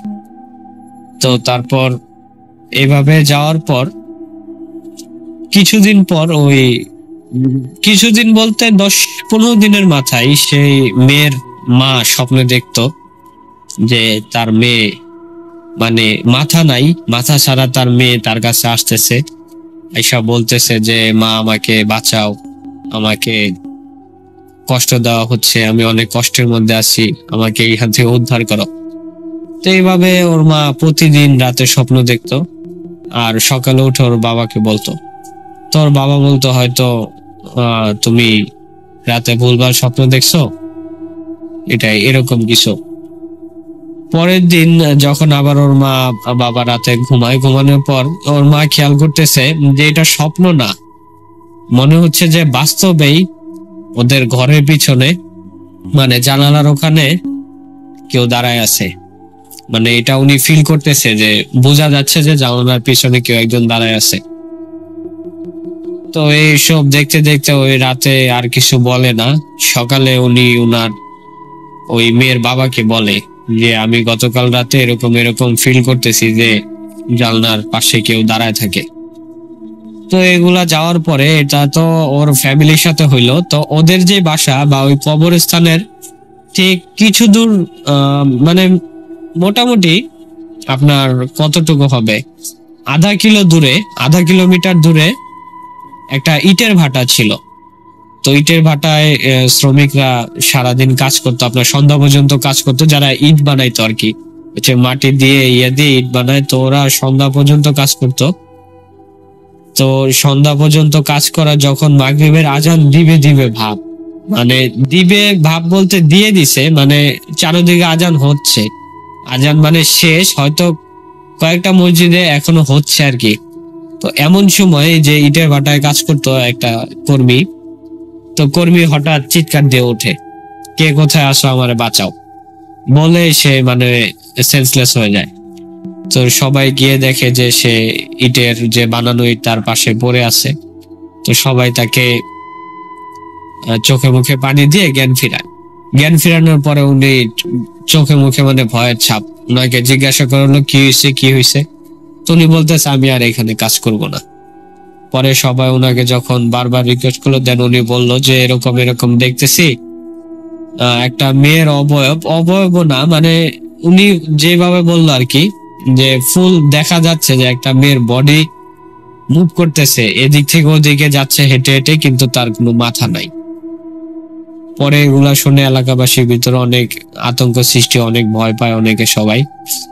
তো সবাই যেহেতু এই সমস্যাটা সৃষ্টি হয়েছে, তার কারণে সবাই বললো যে একটা মিলাদ দেওয়া হোক, মিলাদ দিয়ে এর একটা বন্দোবস্ত হয় কিনা দেখা যাক। তো তারপরে সবাই আবার কবরের ওখানে যায়, দোয়া দুরুদ পড়ে, তারপর একটা মিলাদের ব্যবস্থা করে। মিলাদের ব্যবস্থার পরে আলহামদুলিল্লাহ রাসেল ভাই আমাদের এদিকে আর এরকম কোনো সমস্যা হয় নাই, এখন পর্যন্ত সব ঠিক আছে। আর গল্পটা যদি ভালো লাগে রাসেল ভাই, ঘটনাটা সত্য রাসেল ভাই, এটা মিথ্যা বা বানোয়াট কোনো ঘটনা না। যদি ভালো লাগে তাহলে লিসেনারদেরকে শোনাবেন। এবং আমাদের গ্রামে অনেক এরকম ছোট ছোট ঘটনা আছে, যেমন রাতের বেলা মাছ ধরতে গেলে অনেক সমস্যা, এরকম কিছু ঘটনা আছে। আমি সুযোগ পেলে অবশ্যই boot.com এর সাথে শেয়ার করব। boot.com দীর্ঘজীবী হোক, রাসেল ভাই দীর্ঘজীবী হোক। ধন্যবাদ boot.com কে, ধন্যবাদ রাসেল ভাইকে।